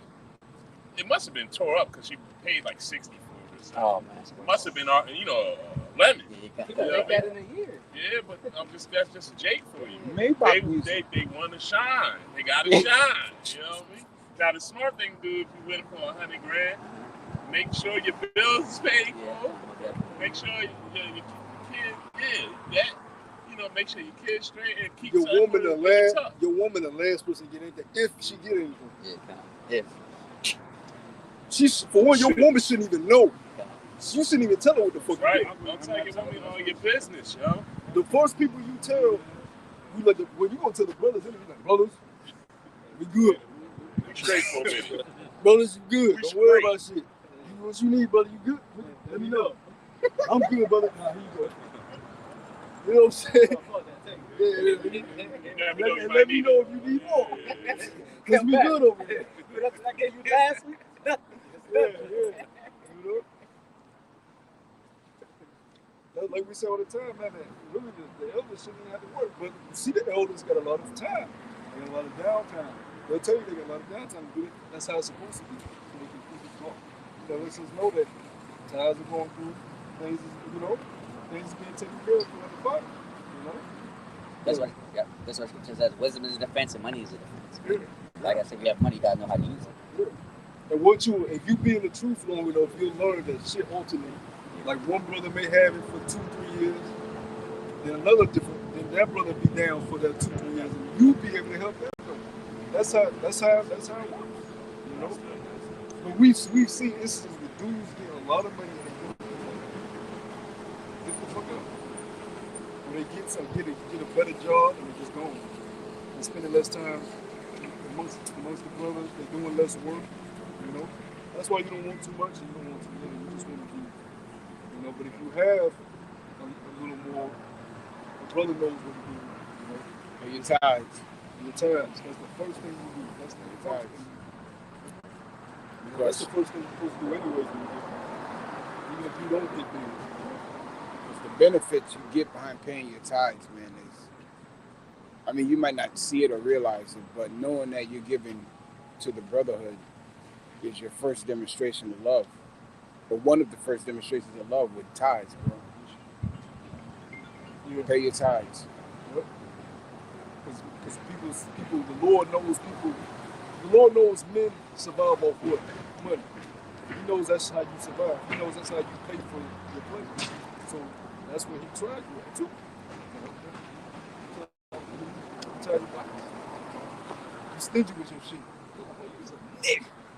Don't you know I can take away all of that, little bit that you think you got? Don't you know I can bless you way more than that? You being stingy with the blessing you got. But you got guys like that. Just think about it though. Matter of fact, to the brother kid, Ananias and Sapphira, because they got put to death for being stingy. Yeah.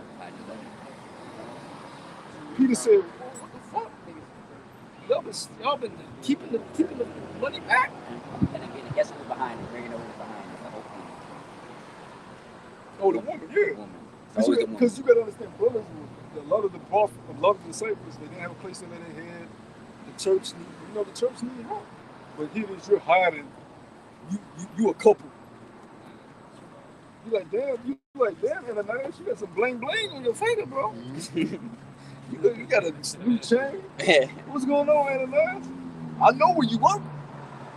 Unless you ain't got a new job, then you can't. And he took it. Oh, brother, you know, I had a little saved up. That's all. Just a little saved up. Brother, I know where you work. You got a little extra change, bro. You can tell.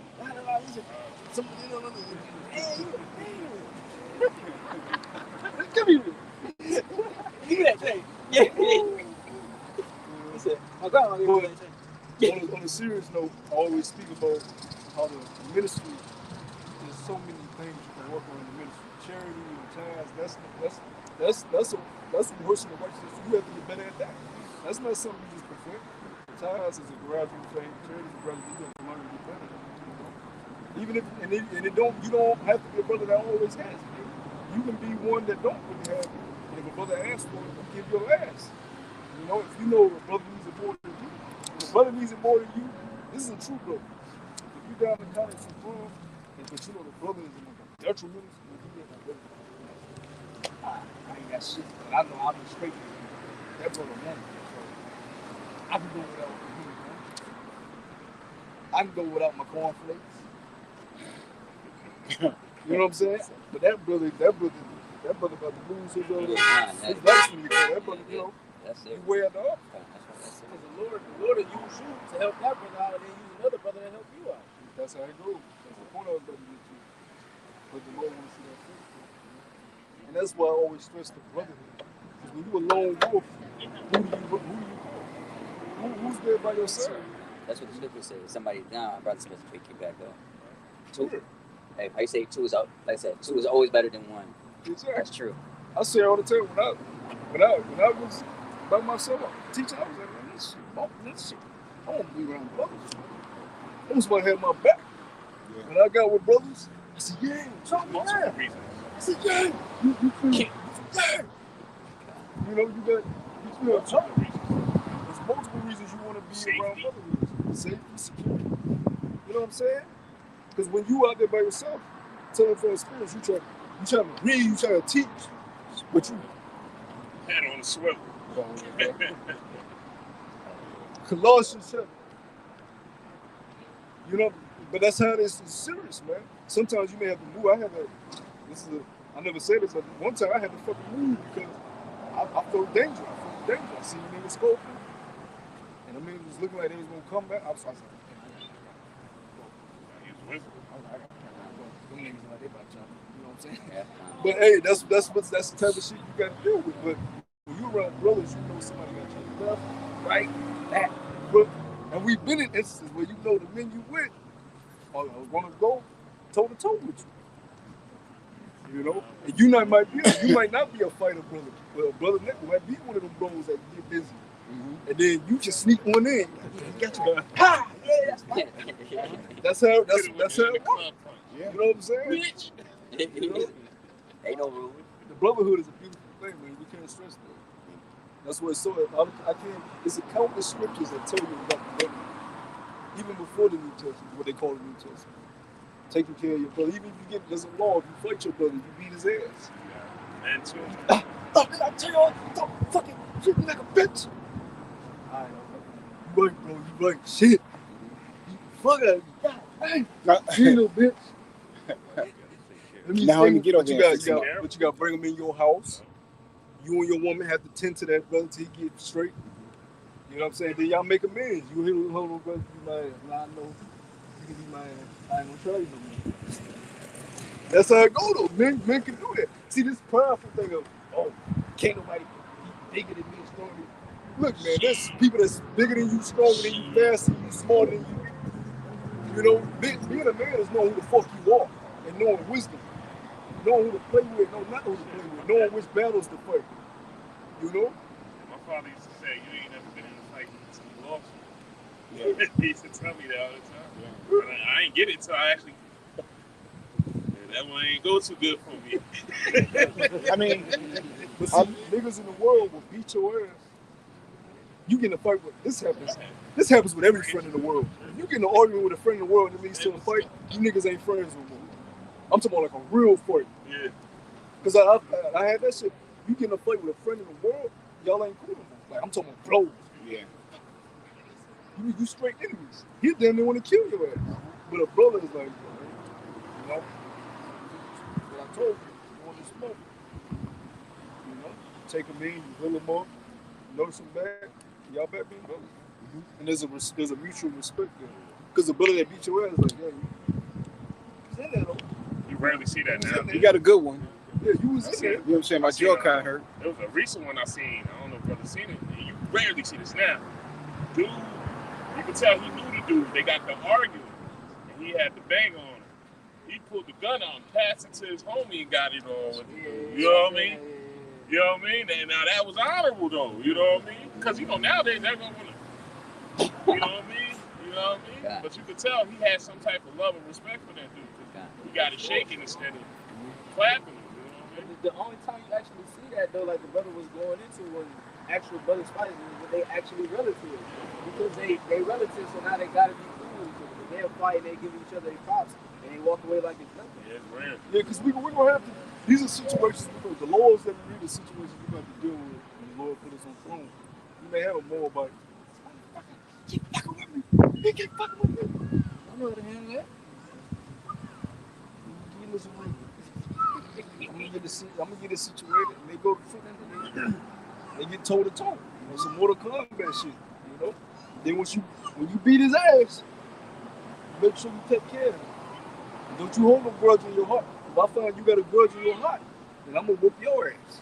That's how we're going to teach the nations how to deal with each other. And the earth is going to be peaceful for them. The Edomites, we're not teaching y'all shit. The only thing y'all need to know is how to use forming tools, right? Plows, shovels, hand, get your calves strong, get your arm. Ain't going to be no creatine and protein. Y'all going to have to get back to that natural square table. Because y'all going to be lifting, pulling, pushing, carrying. The other nations are too. The other nations are going to be taught the ways of Yahweh and established. We the ones just going to get fucking punished, and punished. And you just better try to learn as much as you can while you're getting punished. Because then you're going to be eradicated. So the Lord said it's time to get rid of y'all. You know? I got the Acts 5 there. Got my scepter in This is you. the book of Acts chapter 5 and verse 1. It says, but a certain man named Ananias with Sapphira, his wife, sold a possession and kept back part of the price, his wife also being privy to it, and brought a certain part and laid it at the apostles' feet.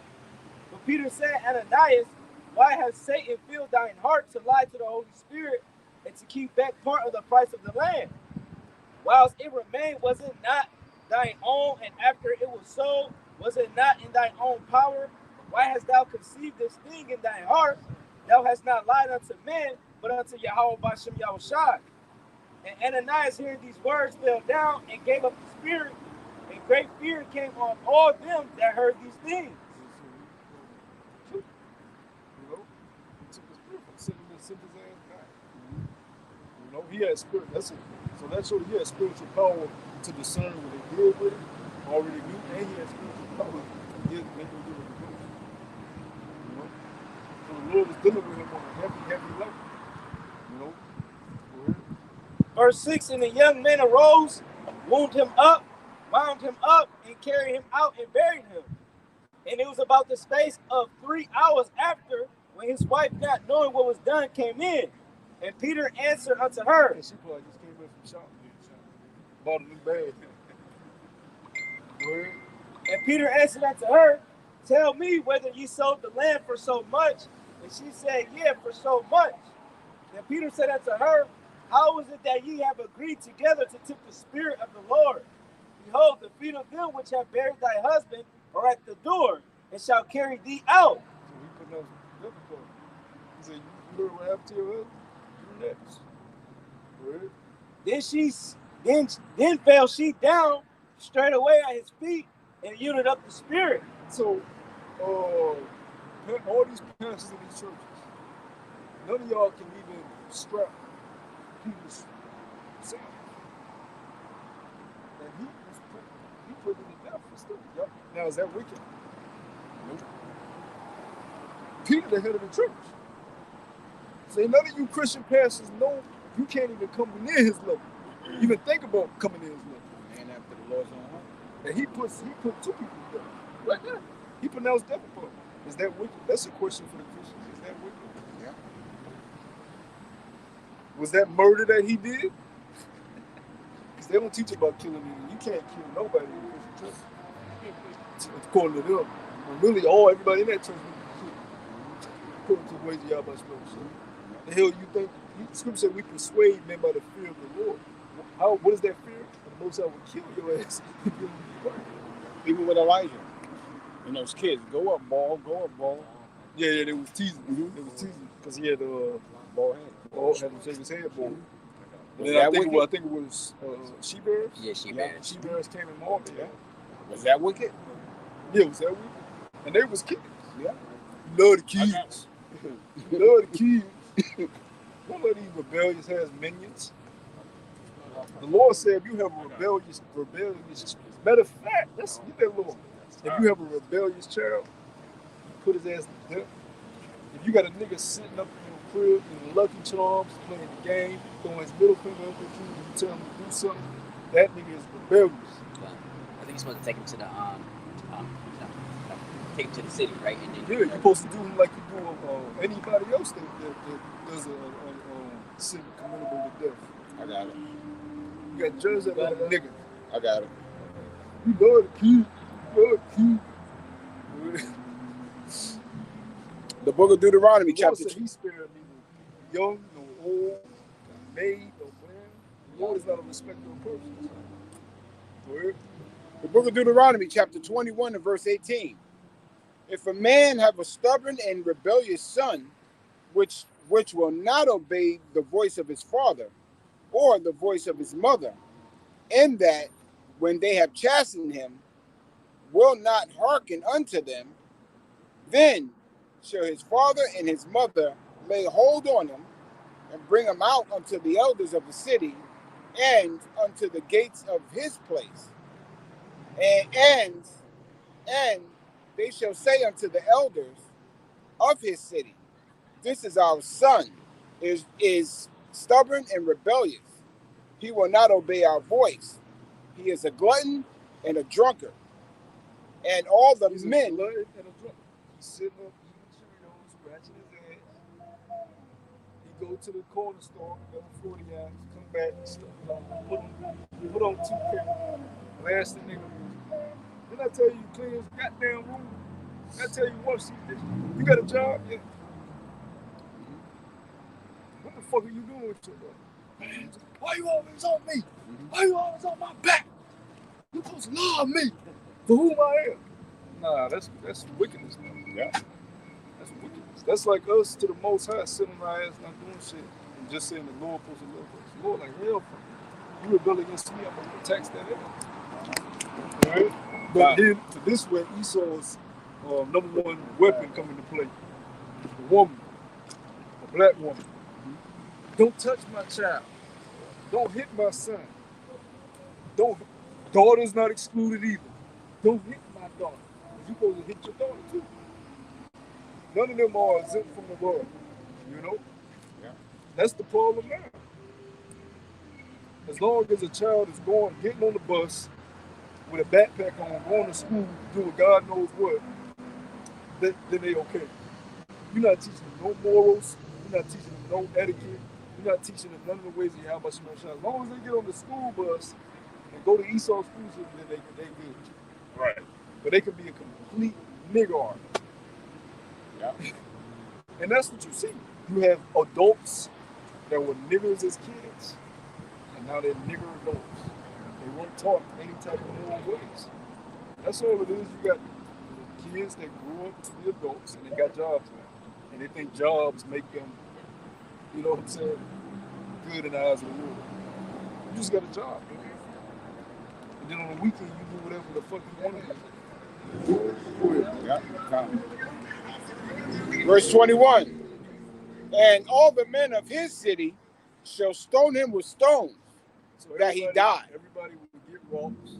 This is why the Christian church don't like reading them when they call it Old Testament. They said that's the Old Testament. No, that's the law of the Almighty Yahweh. That don't change. That law is not done away with. Matthew 5:17. Yeah, it's just we're in a time period to where that technically, if we want to get technically, really technical, I could take a ball, bust it upside the head of a homosexual, and the Most High be like, now that was foolish. It wasn't wicked. It was a righteous act, but that was foolish, son. You can't be doing that right now. Right. You're not sovereign. So I got to judge you because you're doing foolish shit. But it's a righteous act. It's just not the time for you. Right. So you Christians, do y'all teach that? That it's a righteous thing that homosexuals should be stoned? The Lord says it's righteous. No, you Christians let them lead the choir. Yeah. Praise team. Yep. He's singing and shit. Yeah, he's twirling around with the women. Luther. Hitting all the notes on the spectrum. That's what the man would do. And on the low, the pastor rocking with him. Yeah. When the wife ain't around. Matter of fact, Little Richard, they show you that Little Richard, the old Little Richard movie. Little Richard was in the check singing, the choir, little boy. And his daddy called him put on a dress and makeup. He got Richard, put gloves on him, and it was the thing with the boys in the neighborhood with box. He put Richard in the ring with them dudes. And they beat Richard. He had the dress on him. Richard was like, with the dress and the makeup. Nigga, and his daddy, Richard with the mamas, the women. Richard lumped up with a dress on him. But since he wasn't corrected, since the women allowed it to spring forth, Little Richard tutti frutti. He tutti frutti with the makeup, grown ass nigga. That's where he got that shit from.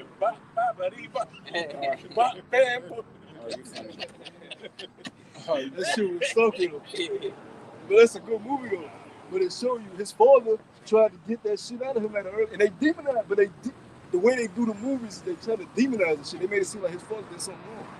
Right. No, his father tried to get that shit demon out of him early. Really, his father was supposed to put him to death, but according to law, but his father said, I got you around some men. They gonna beat your ass. But the women come, that's with Esau's main weapon, Eve. They let the children just do whatever the fuck. Yeah. And that's why our men nowadays, especially our young men, they're sissified, man. They're straight up, they soft as shit. You know what I mean? It's vexing to me. I see it. A young kids in the ancient days, 12, 13, you consider a man. And these 12, 13-year-olds now, man, they were crying, whining. I got quick precept. Yeah, women weren't meant to correct the kids and discipline. Right? They are supposed to teach them what daddy has already established in the house. Okay, This is how father wants things. The women get line the children up, and they tell them, this is how father wants you to be, this is what he requires of you. This is how father wants you to be, and this is what he requires of you. Y'all don't get this shit straight. Father gonna be on your ass. Now I'm here, I'm your mother, I love you. But if y'all don't listen to me, father gonna be on your ass. That's what they're supposed to tell you. Okay, I gotta make sure I do whatever I need to do, so father don't get on my ass. Now they just let the kids work, right? The father come home from work. She all fucking thrown across the house. Father ain't got no hot plate waiting on him. The daughter is supposed to be cooking the food, preparing the food and the table for the father with the mother, right? Father, you home? She's supposed to run, let me take your cook, father, before you even, as soon as you get home. Your son is like, hey, father, I cut the grass for you like you told me I did this, I did that. Okay, good job, son, good job. We'll wash up so we can have dinner as a family. It ain't like that, man. Shit is all thrown off course. And that's why men are fucking depressed as it is. Because they come into a house where they don't feel like a man, they feel like a lion in the sea, caged in. You got a wife, you ain't got no meal waiting on you. You ain't got no kids respecting you. You just there. That's not how the Lord said men were supposed to live. You know? Go ahead, bro. We'll finish this out. And then we'll get yours. Verse 21. And all the men of the city shall stone him with stones, that he die, so that thou put evil from away from among you, and all Israel shall hear and fear. See, the community supposed to hear about it, so it spreads throughout the community. You know, what's his name got stoned to death today? You tell your kids about it. Go for real.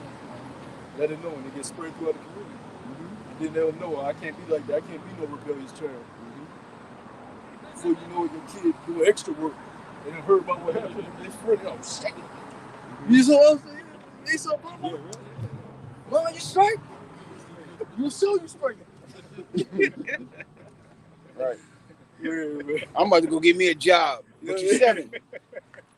But you 7. Yeah. I'm starting early. Yeah, he waking you up. I'm getting a job. I'm coming in. All right, I see y'all. I said, Yeah. I'm gonna give y'all my check. Yeah, really. This was going in to back you up what you were saying about following laws, but may not be wise to follow certain laws at that time. Like you were speaking about the moles.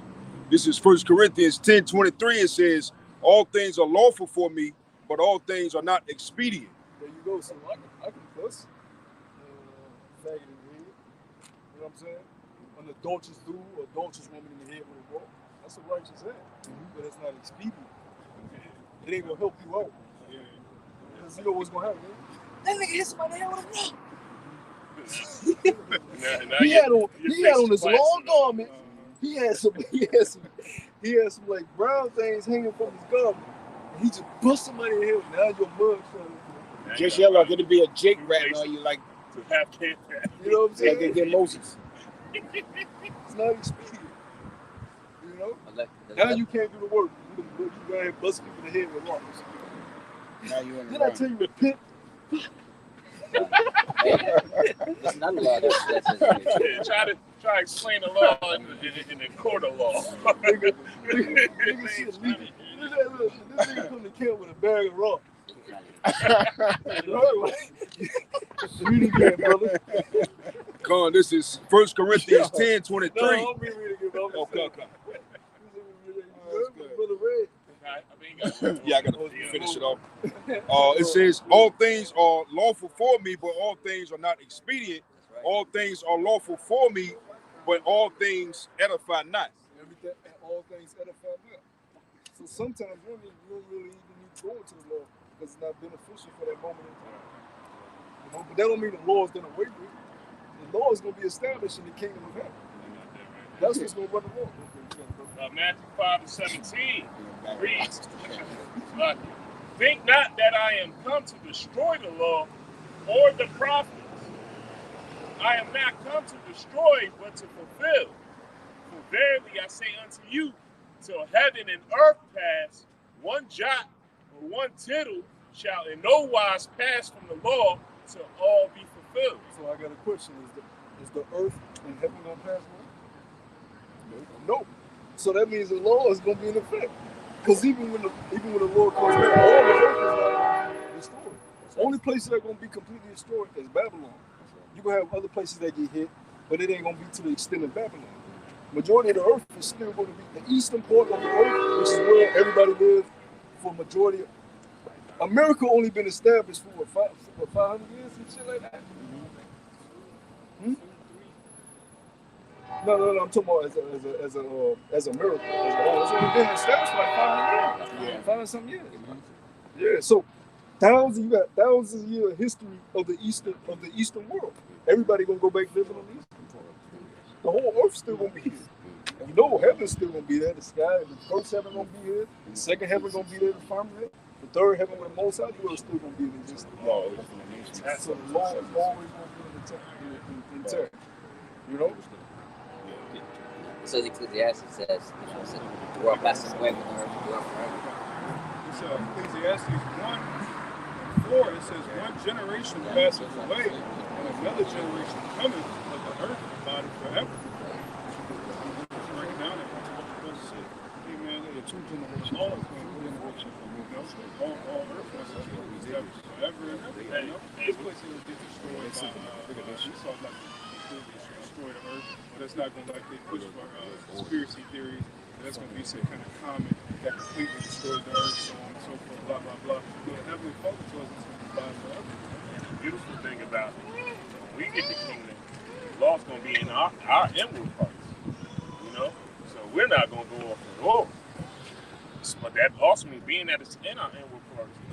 When these other nations go, oh my gosh, y'all got to get it. We got to have this thing in order. We ain't trying to go back to this madness we're in right now. You know? So we gotta instruct that. We gotta put the order into these other nations. And that's why, call Yabashim Ashad that this is the last kingdom that we're in, man. This is the last rulership, man. You know, this is our precious last rulership. And you touch on what I'm going to say, he was talking about the independence. Now, the independence from Great Britain has been a little over 200 years. But America was already America. They was fighting for the independence. They was already a country. So, but even going to that point, they only been independent from Great Britain for a little over 200 years. This shit is new. This shit is, and it's new and it's new and the Eastern world. You should really pay attention to how the Eastern customs is, because they're closer to what the Lord desires. This shit is an experiment. America ain't nothing but an experiment. That's why they keep changing. Keep changing laws. Yeah, you got thousands of years of history on that side of the world. You got a couple hundred years of history. What you gonna trust? The 1,000 years? Thousands of years of history? Or the couple hundred years that ain't even working? It's already depleted. Right. And then when he don't get his way, he got to change the shit up. Yeah. That's why 1681, y'all look into Bacon's rebellion. He had to, these niggas is taking all our women and having seed with them. We got to do something about that. Let's label ourselves white, label them black. You know what I mean? Didn't solve anything. Yeah, but that, every time something don't go the way they want, they got to change. Commonwealth law. Yeah. Well, let me create something right now, pass it. Yeah. You got feminism, but feminism is very fucking new. That's an experiment. Right. But you got women here that are frowning at women in Dubai and Iran. They're fucking slaves. No, they're keeping it how we used to live. Y'all the ones out there experimenting, and it ain't working because y'all depressed, y'all whores, families are broken. It ain't working. The experiment has failed. Yeah. I'm gonna do a lesson on that. When you look at the women dancing over in the East, they're dancing amongst themselves. You don't see them grinding up against men. You know what I'm saying? Because you see them, doing their traditional dance. The belly dance, whatever it's called. They're modest about even the way that they dance. Yeah. They're not twerking ass all that. They doing it's like it'll be sexy, but it's still modest. Exactly. It's like I'm a woman, but I'm not gonna do too much. Right. And they feel married. See, and the thing about Yahweh Shlomo, he's so beautiful. It's something desiring about a woman that has mystery to it. When she's covered up, when her hair is wrapped, it's like you want to unravel her. It's like you want to find out the mysteries like a person. The most hair dope like that. These women, it ain't no mystery. Ass out, cleavage out, everything just exposed. It's like, okay, well, let me fuck her. It's bad because even when she cover back up, I can't wait to unravel you again. That's dope. It's bad because there's a certain expectation that we already have towards these women anyway. Yep. Bodies, at least 10, minimum. Yep. And that's why Iran calls this place Great Saint, because they know that this shit is off. That's Ishmael. They like, yo, this shit on that shit. Right. You ain't about to bring all women that bullshit. Fuck a bomb line. Bitches, y'all can't drive. Now, this is because America got involved. They should let the women drive. Now some of them can drive, but they still got to get permission from a male guardian like you do. The women can work, the women can drive, but they have to get permission from a male guardian. So if their brother is their male guardian, he's like, nope, I don't want you fucking driving. I don't want you working. She got, damn. And she get back on TikTok. Man, this shit's so oppressive. That's what's happening. Because they've been influenced by the beast. This shit, because social media is allowing them to get in contact with westernized women. So I'm oppressed. That's right, when you're oppressed, you get the fuck out of here. Come to America. That's what social media was doing. But they would have never known that if there wasn't no social media. They would have just been living normal. Yeah. Now they, girl, you let your husband do that? Shit, not in America. Wish they would over here. Oh, for real, it's like that. We're gonna move to America. Yeah. they got that thing where it's called the 80-20% rule. Basically, you got 80% of what you're supposed to have, but then makes that 20% look better. So then they go chase that 20% lifestyle, and then come to find out the grass ain't as green as they thought it would be. You know, now women, they gotta do OnlyFans. Now they gotta be on child welfare. Now they gotta be on WIC just to have a ends meet to provide for themselves. When they was in the other country, they had a man doing all the providing. You had sister. You might have been a little jealous about your sister, right? But you had a stable home. You was taken care of. And the scriptures tell you that about jealousy of a woman. That's wicked. You know? That's why these women that say they for you, that's bullshit. Because bring another woman in. She not going to endure that. She not going to endure that shit. Teaching that. Teaching. She not going to endure that shit, man. So they're the biggest hypocrites. She has the appearance that she serves you, that she obeys you and listens to you. You know I'm a Hebrew Israelite. That's who I am. That ain't what I'm trying to do. That's who I am. And I'm bringing another woman. You bringing a woman in here. Damn. So you like shit. I'm not sharing. But you don't want to. But I'm the thing not is, as a man, you don't want to lose what you deem as yours, because that's your possession. We look at it as like, so what's that? Damn. That's why a lot of men be putting these women to death. Like, hey, nah, fuck that. I want my. You can't go no fucking way. Just because I got something another woman.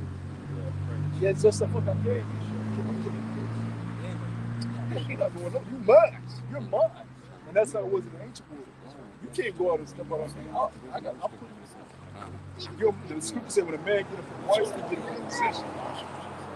It's like your car. It's like your favorite pair of shoes. Dead ass. You know, it's a possession. Of course, she's a wife. She's a woman. I'm not saying she's a pair of shoes. She's a possession, like an item that you hold that's yours. If somebody takes it, that means they stole it from you. Right? So all our if you had a virgin, all of us say we never had a virgin. If you did have a virgin and you see her years later with another man, she has been stolen. Right? And she allowed herself to be stolen. So according to Deuteronomy the 27th chapter, right?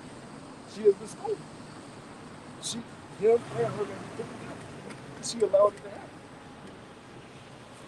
Oh yeah, there's a lot about I'm still in possession and all that stuff. But Get that real quick. This is Deuteronomy chapter 28, verse 7. It says, if it's a man good to get into these laws, man.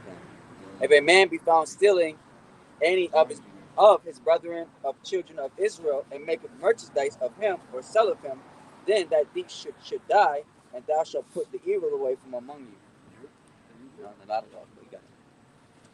Oh, no, like what I was going to say, to land back on what the brother was saying, our women is one of our greatest possessions. You know what I'm saying? So the woman has actually denied that, to the point where they don't want to be a possession, let alone a valuable possession unto a man. That's what Babylon, like the brother was saying, that's what Babylon has done. Yeah, kind of what's actually happened. The mindset of the people has turned from that to other possessions being valuable to them. The house, the car, the money. You know what I'm saying? And that was not supposed to be the case. What's that called? The American dream, right? Yeah, but like we said a couple months ago, there's a couple women out here that's coming out. They left their husband because they making more money and they wanted to try different things out, and they regret it. Mm-hmm. They regret leaving their husband. Mm-hmm. They don't feel safe. They don't have a protector. Mm-hmm. All because they were told by their friends, which is the system, hey, go out here and live that life. And some of them are kicking themselves in the ass. Well, you got to think about it like this. If you're not keeping... See, when they're going to school, trying to achieve their goals, their mind is occupied. Yep. So they're able to distract themselves with school and their friends, going out with their friends. But once they accomplish that, now you're going to that penthouse, you're going to that apartment, that high-class apartment every day, poor. You don't have a stable family. You don't have a husband that'll love on you. Now, you may be getting robbed, right? You may be getting tossed to and fro, but you still go back by yourself, looking at yourself in the mirror, you hate who you are, Now you got different spirits on you. That's what happens. See, they tell you that shit while they being distracted. I think, man, but you being distracted right now. When you gotta face that shit, you will see, oh, fuck. My life is miserable. Right? That's what the Lord tried to tell you.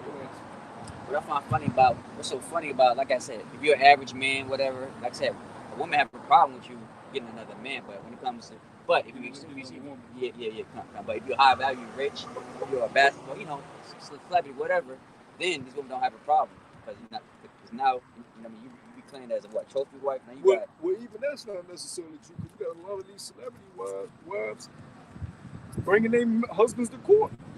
I seen an interview earlier. They was talking about how do you keep women happy? Because these are celebrity athletes. They're like, man, I thought money was a thing, but these women still ain't fucking happy. You know, you got billionaires losing their wives, and then they taking half of this, half of that. Michael Jordan, what? Woo, this is fucking Michael Jordan. Woo. It's fucking Michael Jordan. You should get like 100 million. You know what I'm saying? No, literally, it's fucking Michael Jordan. Like, he's a god of all time. He's looked at as a fucking god. Yeah. You know? Literally. He can't keep his woman. Juanita? You talking Yeah, about Juanita? yeah, Juanita. Yeah, she took the break shit. Yeah. Look at Tiger wife guy. Tiger wife got half his shit. Tiger Woods, you know? So everything is thrown off fucking court. Now you think those women are happy? Look at Scottie Pippen's wife. She out here fucking young dudes. Looking stupid, looking crazy. Bug the fuck out. You think she's happy? No. She just likes her face being in the media. That's keeping her a little satisfied. Listen to talk about it. I have to deal with the fact that I'm miserable. Because once Michael Jordan's son, I think she's dating him now. Once he's done with her, next street. But look at That's look at Steph Curry wife. She, he's like one of the most famous basketball players. He's rich as hell. She complaining because she not getting enough attention from other men. You know what I mean? That's what Babylon has done. And you can already see if we can hear long enough, that's one that's not going to that shit is not going to last. Because Steph Curry definitely has been with other women. It's fucking Steph Curry. They say they on that bullshit. Yeah, it's fucking Steph Curry. No high class man in any society during any age deals with just one woman. That's fucking, that don't even make sense. LeBron James, his wife is damn near knows about everything. I wouldn't doubt if she in with it too. It's fucking LeBron James. Them other women sign NDAs. They can't speak about it. Yeah. They end the shit with it. They talk, they got the perfect. And that shit is awful though, because that's not how you're supposed to do it. You're not supposed to make ballers for the rules. Just be fucking randomly and still keep your parents. No, you're supposed to bring them in as wives. See, they gonna have a problem. You can do your thing, LeBron, but I'm gonna appear as the wife to the world. You know, and that's really why they stay. Attention. Parents, right? The fame, the glory that comes with it. I'm the wife for him. You know, y'all be on the side, but I'm the wife for him. You know, but really, they supposed to be wives also. Them men are supposed to be able to not have to deal with it. Take that woman, bring her in. Take that woman, bring her in. Take that woman, bring her in. Nigga got a fucking 50-bedroom mansion and got one woman. What sense is that fucking make? Like I was looking at this soccer player, Cristiano Ronaldo. He got some. This shit look crazy what they about to build for him. I think it's in Dubai. You see it? Yes. Bro, that shit look wow. But he got one woman. I'm like, nigga, you don't need that shit, bro. 50 rooms, all this crazy. You don't need it. You got one woman. You know? We don't need fucking some wild shit. Because brothers, it's an abundance of beautiful women in this world that have not been touched by men. You have an abundance, an innumerable amount of women. Innumerable. Not 100, not 500, not 1,000. A innumerable amount of as many as you want, that's how many you will have. You know? Scripture say we're going to the Lord. But for paraphrase, the Lord is going to have to stretch the heavens for. We're going to have to dwell on other planets, but it's going to be too many of us. You know? The scripture say what? At least you should be about to get let's get that. The smallest brother gonna become a nation of people. It's crazy because when you really want to look at how a woman should act, look at your prophets towards Yahweh Shemi Yahushua. So Isaiah's loyal, diligent, steadfast. Y'all lukewarm. You know, ready to do anything for the power. You know, look at the prophets that are already written about, who we know all of them left. Jeremiah, Isaiah, Ezekiel, Daniel. How steadfast and loyal they were to their power. That nothing would come between them and their power. That's how a woman is supposed to be. No matter what man she sees, no matter what comes in her vicinity, she's not even going to look that way. She sees nothing. She hears it. If it ain't about her man and furthering her man's enterprise, she don't want no business with it. And if you try to come near her, she might poke your ass up or something. You know? They'll tell you I got a man. Back your ass up. That's what a righteous woman is. You know? It's Isaiah 60 and 21. It says, thy people also shall be all righteous. Now your woman got work husbands. You know? All type of crazy shit. And you don't even know. This nigga get her flowers at work. She got a locker where she keep all the shit. She not bringing that shit home. You see. You know? They clock in, he hugging up on her. You know? You know how men do around women that playful shit. You know how it get. That's why men and women can't be friends, because the line starts to close. The more comfortable she gets with you, the line starts to close. You know? Isaiah 60. So if you sending your woman off to work and you know it's midnight, brother, you know what's happening. She might not be sleeping with him, but you know for sure it's flirting. Isaiah, it's Isaiah 60 and 21. It says, thy people also shall be all righteous. They shall inherit the land forever. By branch of my planting, the work of my hands, that I may be glorified. He says, a little one shall become 1,000, and a small one a strong nation. So the least brother in the kingdom, which might be Jay-Z or Diddy, one of them niggas. Diddy, Yeah. That nigga got thought. He got thought energy. No, he about to go down. For KBD just got arrested. KBD gonna get beat up for the murder of Tupac. that nigga ass. Well, he's such a high level luminary that they'll probably protect him. Yeah, that's true. He's a gatekeeper. Yeah, he's Billionaire. Jay-Z is a gatekeeper. When you go into the hip hop industry, they say Jay-Z is a gatekeeper, Diddy's a gatekeeper. Like they can look, those are the type of guys where they can literally get you. Well, you see what Jay-Z did to Tory Lanez. Yeah, when he did the Tory. They can completely eradicate your ass. Like Diddy is responsible for Diddy's death, he's responsible for Mace. I've seen him. Mace said he hit the nigga with balls at his concert. I said this shit should have been on news. He said, Cain killed Abel, so I'm able to kill Cain. He was talking about Diddy killing Biggie. He said he was like, Cain killed Abel, so I'm able to kill Cain. He said, I love those skills. And he was cutting it deep. I said, Mace saying that? And you know they show it is what it is. Cam asked him, he said, why did you bring me to Biggie instead of getting me signed to Bad Boy? Keep your eye on him. And Mace said, I brought you to Biggie because I thought he had your best interest. And he signed to Puffy. So what is that sign? He didn't trust Puffy. You know what I mean? Puffy's a put it like this. Think about everybody that's been signed under Puffy. They all broke. Where I'm from, I could take Total House. Two of them live in a regular townhouse. And they got all them $1 million hits, yo. And they live like us, yo. Yeah, you look at Diddy, he keep having I think when you was watching World Wars and the old kids when they had the Bad Boy and shit, they just did another Diddy. He got mad different. Another honored Diddy at the MTV Awards, and he performing all the hits, but none of the Bad Boy members. He's doing it all by himself.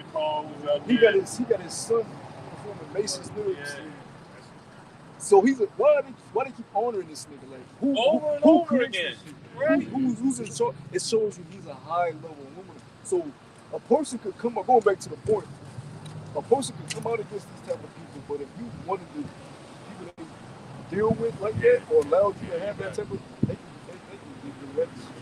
But if you a low level, like that record label,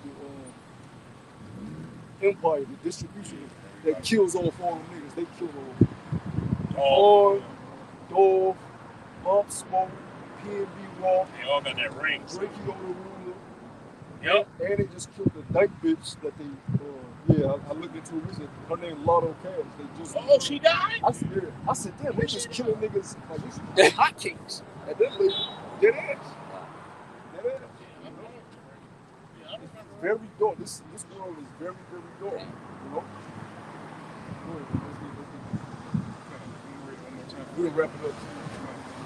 It's Isaiah 60 and 22 one more time. It says, a little one shall become 1,000, and a small one a strong nation. I Yahweh Shemi Al-Shah will hasten it in his time. There you go. So, like I was saying, you may have the least of our nation, the least Israelite. But it's crazy. You may know about at the most 10 of your cousins. You know what I'm saying? You may have a couple aunties, uncles. You know, 1,000 directly from you. Come on, man. That's talking about your sons and daughters. That ain't talking about what they gonna bring on. You know? Yeah, so that's what we coming into, man. That's what we coming in. And we hope to be part of the great number. So if at least is like gonna be 1,000, we gonna be coming to be 11. Because remember, we gonna be the first fruit, so we get everything first. We get the most of everything, we get everything first. We gonna have secrets to build, that's how we build to the rest of the nation. We gonna build a different goal. That's why you wanna do all you can to be part of the event, man. Because that's nothing better than that. You know what I'm saying? You don't wanna be left out. I don't wanna miss out on that shit. I wanna come down, like I always say. I wanna come down and I wanna go capture women. I want that feeling. Yeah, I wanna do. Once the kingdom was built, shit, we live. But to actually go throughout the earth, fly to Korea, fly to India, get you that's gonna be fun as fuck. Where you going? Because we watch the movies, we watch these shows, and we actually want to do it, but we don't have the capabilities to do it. We still have fear instilled in us. But to have all that taken off of us and have spiritual power on us and actually be able to come on, man. How this world should be functioning. How this world should be, man, that's gonna be dope, bro. That's gonna be dope. You know, to see the fear of people like, oh my God, they looking at me like, yeah, told you we was gods. What the fuck I want to do with your ass? Yeah. We ain't gonna feel like that cage animal. Yeah, we ain't gonna feel like that cage animal that you're speaking of. The man that comes home, gotta say hi to the kids, look at the wife, answer her. We ain't gonna have that. We gonna do as we please, as long as it's righteous. Yeah. But it's gonna be in our inward part, so we ain't gotta worry about it. Yeah. You know what I mean? When you let that line out, what you do? Just run. Yeah. If you feel like chilling around, chill around. If you feel like running off, we're gonna run off. When you first learned about that cage for the first time, that's gonna be us. We don't know what it is. You know? Just, What they call that? When the dogs do, they call it the zoomies. Yeah, what they do? But yeah, how about Shema Rashad? He gonna get us straight in the father shit. You know, like you know what I'm saying? We don't know how long we're gonna be up there. You know what I'm saying? A couple hours, a couple months. We don't know how long we're gonna be up there, but he's gonna be getting us straight. He's gonna let us know how things run. For one, it's a reunion. So, but even before the crowning ceremony, it's just a lot of emotions. Then you have the crowning ceremony. Then y'all gonna be passing over, however you do it. But you want to be a part of it. You want to be a part of that. And that's what we're doing this for, because that's the reward. When we talk about salvation, we talk about meeting Yahweh in the cherry. You know? These niggas that like this world, like being cute, want to be TikTok famous, they can have this shit, man. That shit goes away. MySpace was the shit when it came. That was the shit. You had a background. I had voodoo in my background. Music in the back. Music on the page. You had a little music on the press your shit. Yeah. And you know, back then it wasn't really available because you ain't had smartphones, so you had to have a computer. Yeah. You know what I'm saying? You better hope your parents was cool. Stop. Let me make my post for the day. You fucking with this shit. Yeah. All right. You know what I'm saying? That's how it was. You log off for the day. Nah, hold on. It just made me think of that. This is new. They said niggas get beat up, run 5 blocks home just to get on the. They say it's over for you. Niggas. That's how it was. Though. That's how it was. Though. That's how it was. That's how it was. But that's how this world is. Shit comes and goes. Because you had MySpace, and after that came Black Planet. You had That was my Planet. shit, yeah. That That was my little you had a couple shit. You had a Black couple Planet. My ghetto. MySpace, Facebook. You had mine was first the Instagram, right? Instagram when it No, first I'm saying that was like the first Yeah, that was like Instagram. the first Mine had like, Instagram. what you had, like 5 seconds. Yeah. Then you had like those little dating sites that was kind of dating something that was like, you know, so things come and go, things change here. TikTok is popping now, Instagram is popping now, but if we here in the future, usually on the fucking what's the Mark Zuckerberg shit? You be in the metaverse. That's what's gonna be popping. I ain't heard nothing about that. We don't want none of this shit. We want kick. We want kick. So man, we about to go and close it up, man. Brother got any other scripture we want to close? No Lord willing, this is an edifying camp. We're gonna wrap it like we always do. We're gonna face the east. So all praise to the Lord. Yahweh, Ba'ashem, Yahushua, Ba'ashem, B'Kakudash. Belongs to the other apostles of Great Millstone, our true teachers, our true leaders. Shalom to the whole elect. Shalom. Kwam Yashala. Kwam Yashala. Walk from above. Walk from above. Shalom. Shalom.